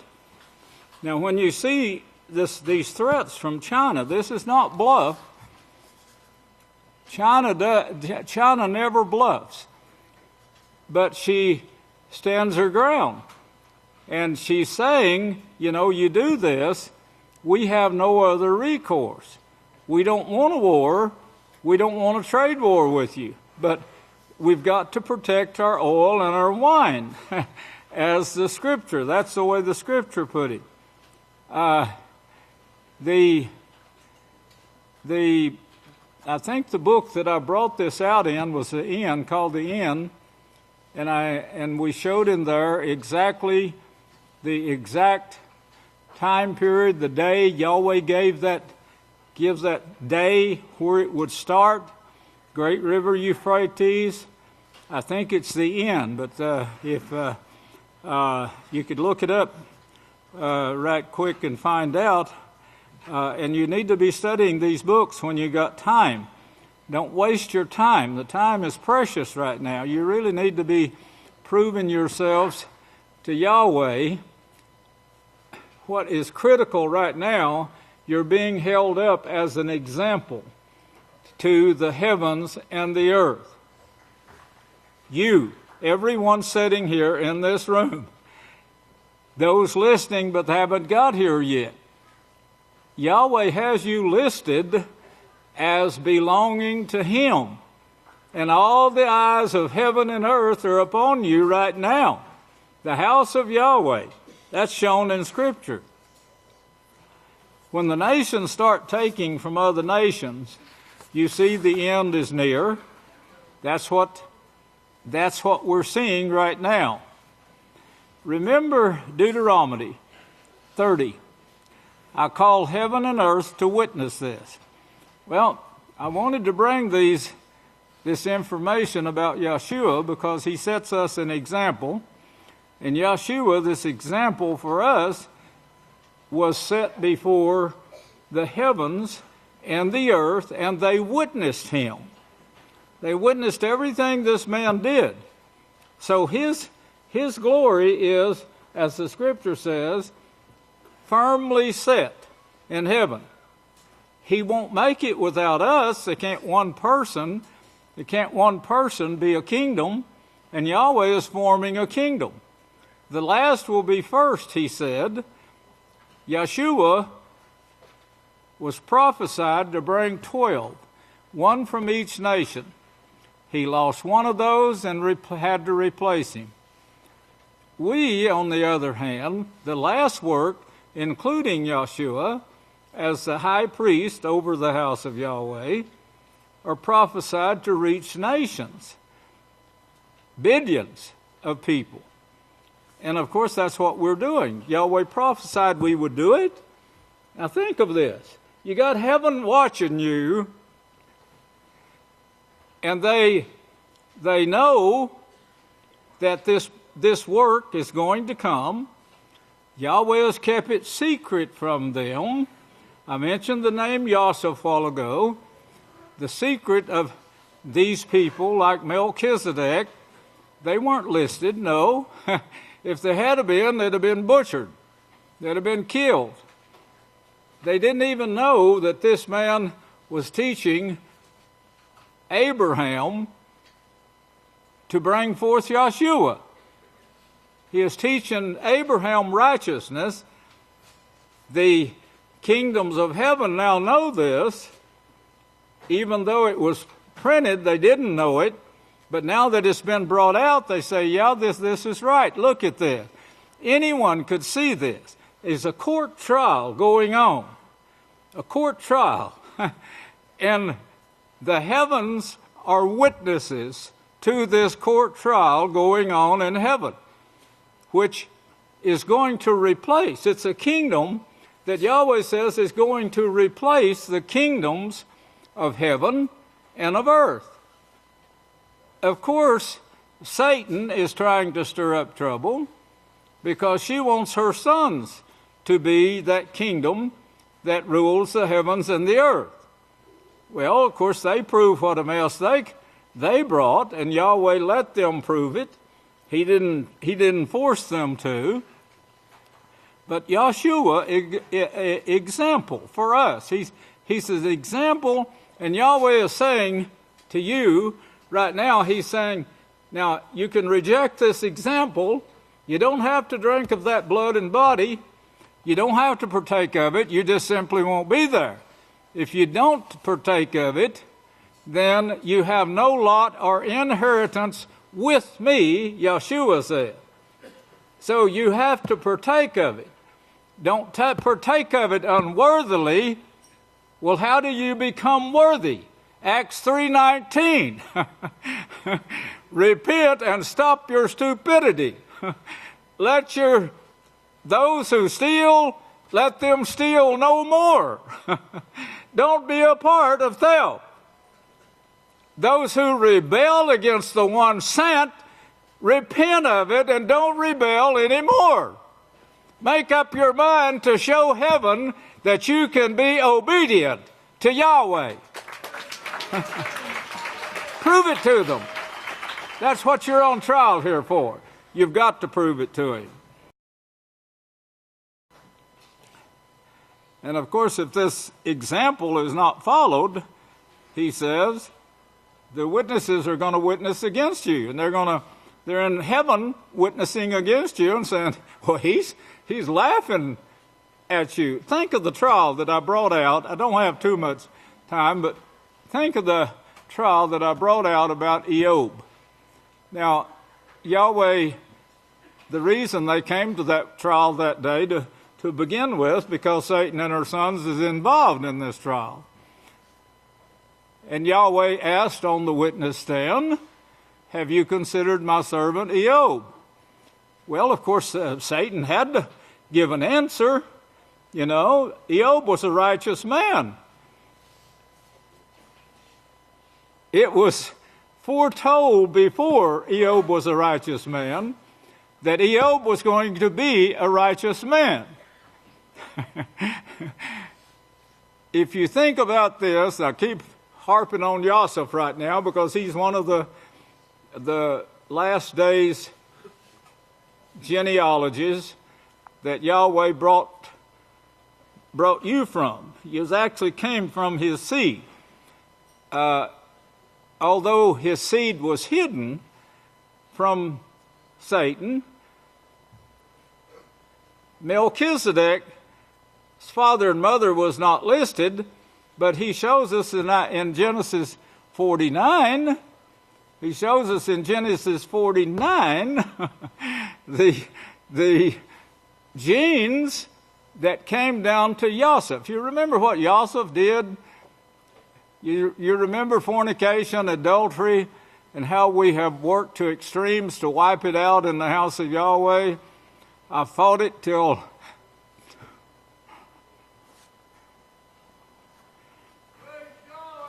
you remember how Joseph handled it?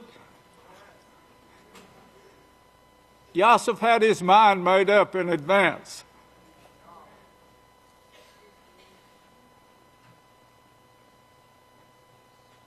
A woman was brought to Yeshua that was caught doing this.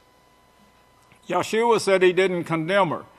That doesn't mean he doesn't condemn fornication and adultery.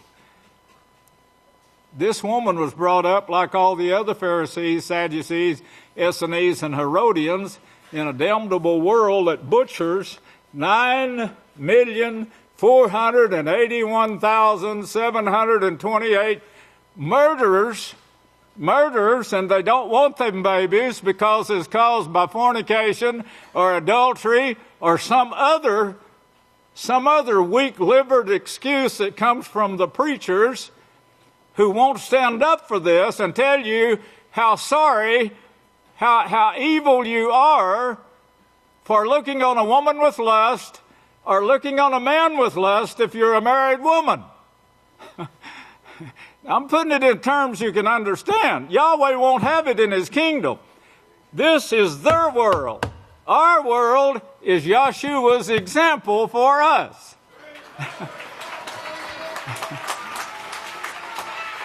To put it in a nutshell, 10 words or less,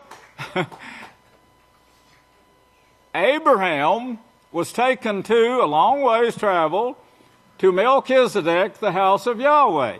Melchizedek taught this man to be righteous. Abraham didn't rebel. Melchizedek said, "Are you sure about this? You sure you're going to obey Yahweh completely? Go sacrifice your son."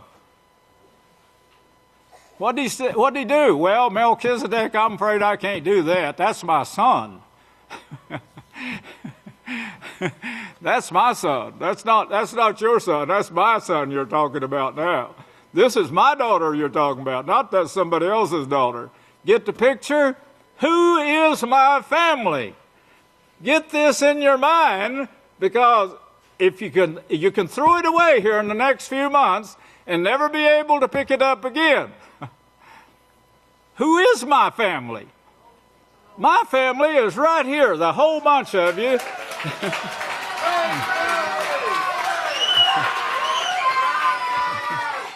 What I do for one, I do for all. It's open for everyone. Every opportunity right here is open for everyone, from the least, the youngest, to the oldest, from the richest to the poorest. It's all open for everyone. We help everyone that comes, no matter what. Because all of you are my family. You get that? You can't pick a son or a daughter and say, "This is my family." "Well, I want to go help my son. He's in trouble. I want to go help my son." Well, who is your son? Where is he? Is he here in the house? No? Okay, so you're going to stand up here and you'll be an example, and you're going to help everyone in the house of Yahweh who's having trouble. Is that what you're saying? "No, I just want to go help my son." You don't have a son then, because you're not a son yourself. You're not even an example of Yeshua Messiah. And he is your example, and we're fixing to eat his body and blood very soon here, just next week. Next Sabbath. Instead of spending so much time on the phone talking to unbelievers, why don't you repent and start thinking what a sorry mess you're in right now, and beg, fast, and pray that Yahweh will help you to overcome it. It's that serious. Either I'm your family, you're my family, or we're all separated and may as well go back into the sinful world and start killing babies. Start taking land that don't belong to us. Start stealing the nation's wealth. That's what you're a part of when you're a part of this world. The only way you can be a part of Yahweh's kingdom is to be part of the family. Yes, we have people that picks up leaves. We have a group of people that do this. We have people that fix cars. We have people that milk cows. We have people that make cheese. You can be a part of any work you want. You want to start your own chicken coop? No, it's already started for you. You can be a part of it. You can come and be a part of it. But no, you can't go out here and start your own somewhere. That's not a part of the house of Yahweh. I'm putting it in terms that you can surely understand. Come here and be a part of the family of Yahweh. Take part in it. Want to be a teacher? We'll certainly train you to do so. You came to the right place. Well, what makes his example great is that Yahweh actually prophesied them in advance. That Yahweh prophesied to heaven and earth in advance what Yeshua was going to be coming from the seed of Abraham. The seed of Abraham, who came from Noah, of course, who came to Melchizedek and was taught by Melchizedek and accepted it hook, line, and sinker. Leaving nothing. He said, no, I won't give up anything. Just tell me what you want me to do. Tell me what you want me to be, and I'll be it. That was Abraham. Yosef, the seed of Abraham, found in these last days, his seed, or found, his genes, that is, are found in these last days, sitting right here in front of me. All kept secret. All kept secret. Yosef, whose father was Yeshua. This should help you to start putting this together. When you see that in Genesis 49, the word Yosef and what he would be and be scattered, his seed, all of these are going to be scattered throughout the nations. Satan doesn't know when to pick, who to pick. She would have killed me long ago if she could have. She couldn't track me down. And I'm the one she was hunting. After they killed Yeshua, they didn't kill him before his work was done now. He came to do a work, a prophesied work, and he did every bit of that prophesied work as prophesied. And that's what makes it great. If you remember Deuteronomy 30, and he says, I have set before you life and death. You can choose either one you want, but you are the one who chooses. You can be an example like Yeshua, or you can refuse. You won't last much longer. It's near its end right now. Everything we see in the news is saying this is the end. Righteousness, life by righteousness, that's what he said in Genesis 2, remember? And death and destruction. Verse 17, but if your heart turns away and you're like the gods and you start worshiping the gods, you turn away from Yahweh, that's what you turn to is the gods. Then 18, I declare to you this day that you will surely perish. Now, he's already told heaven and earth this. He's got it in black and white, and he didn't hide this. He doesn't hide this right here at all.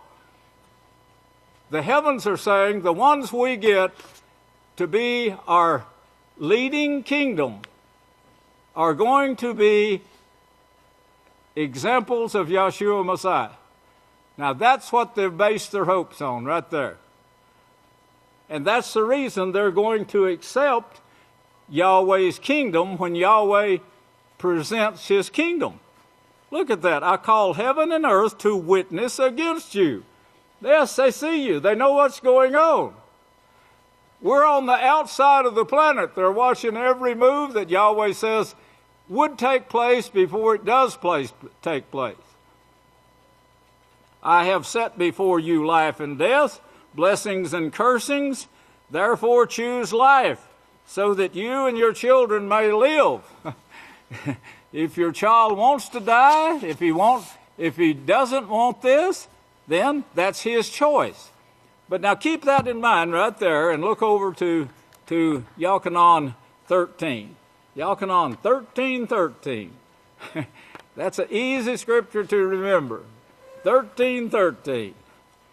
It includes a few more verses that you should have written there. 13:13. You call me teacher and leader? And rightly so I am. Well, that's what you call him when you're doing him honor, before you get angry with him. If you look back to 12 and verse 48, you can see why they got angry with him. He who rejects me and does not follow my words, my teaching pertaining to the laws and the prophecies, has one who judges them. The word that I have spoken, my teachings pertaining to the laws and the prophets, the same will be used to judge him in the last days. The same word, these same words. He's not going to bend from it. Now the heavens know this. He's already proved himself. Verse 49, for I have not spoken on my own, but the Father who sent me.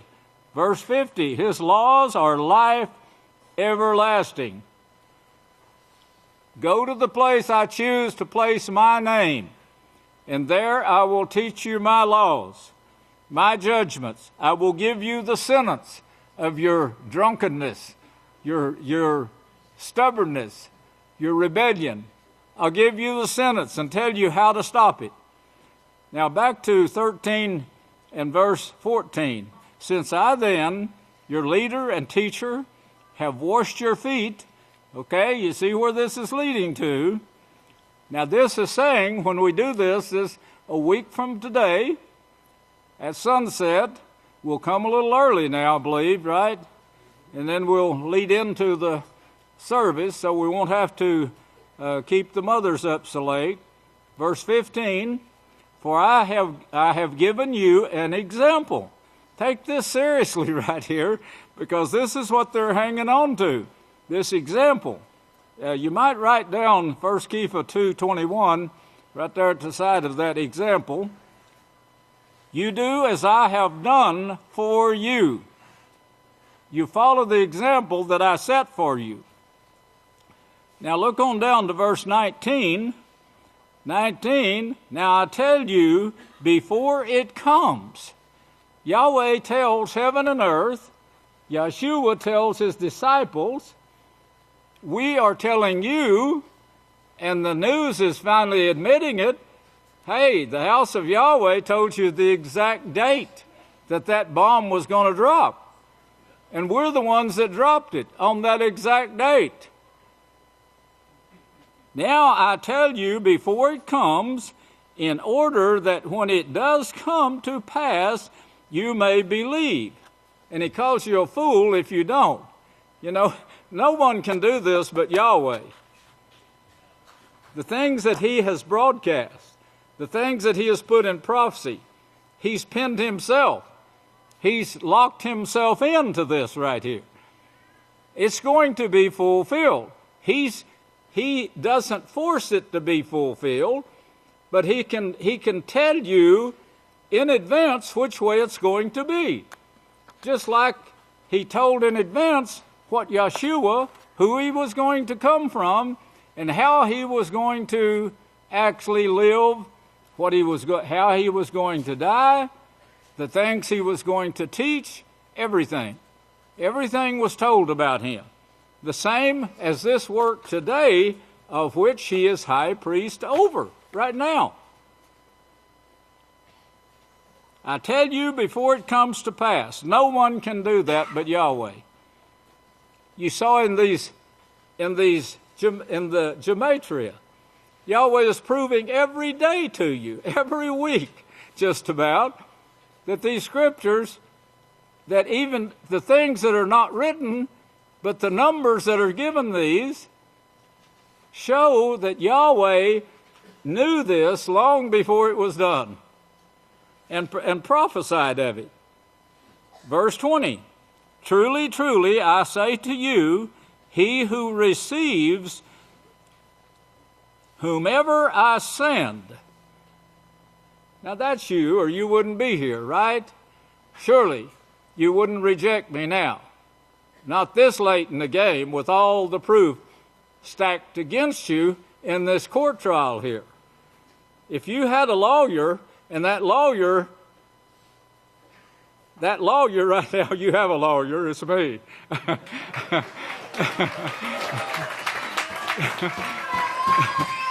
And like any decent lawyer, he would say, look, this is the best way right here. You know, all of this stuff is stacked against you. You need to do this. Well, that's what I'm saying. You need to repent. You need to receive me. Truly, truly, I say to you, he who receives whomever I send receives me. And he who receives me also receives him who sent me.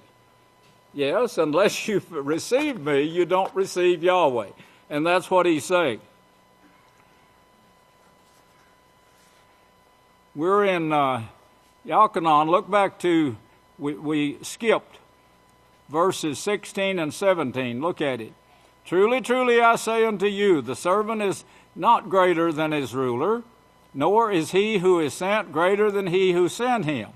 If you understand these things, joyful are you when you practice them. And change that word do to practice. It fits a lot better. We're now proving, brethren, right now, you and I, even sitting here in this room, you're proving to heaven that you're training for Yahweh's kingdom. You're saying to heaven and earth, I'm not going to turn. No, I would rather die than to turn. You know, that's what our ancestors did. They set an example of death and saying, no, I'd rather die than to have any part of your world. I'll wait on Yahweh. I'll wait in my grave on Yahweh. Go ahead and kill me. If you desire. If Yahweh allows it, then so be it. So be it. I'll be glad to die for that. And because I will be resurrected, and I know what I'll be facing. And I know what you're going to be facing if you kill me. May Yahweh bless your understanding, and I'll turn the services back to the next leader. I love you.